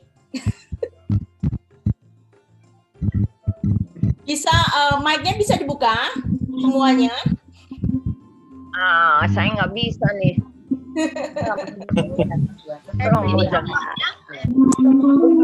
Kamera sudah semua. Buka. Halo. Ya, smile. Oh, udah. Bapak Jody, Unireno atau Unireno lagi sambil tiduran nih, jangan-jangan. Ya, oke. Mbak Febi, Foto ya. Uni, makasih. Pring, makasih Pring.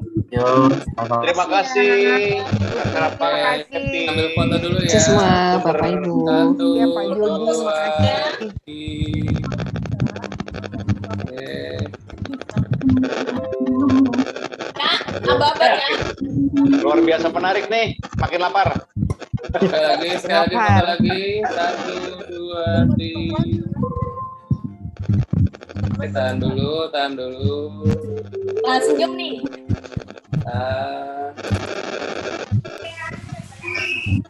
Oke, yang untuk baris kedua. 1, 2, 3.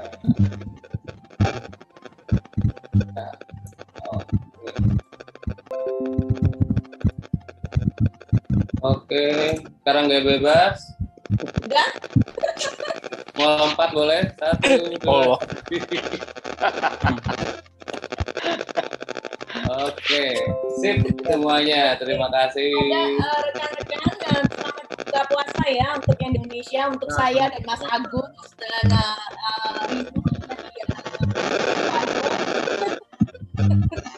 Selamat berbuka Itu ya Mbak puasa. Fani yang dari Kompas, kita DM-an aja Mbak Fani.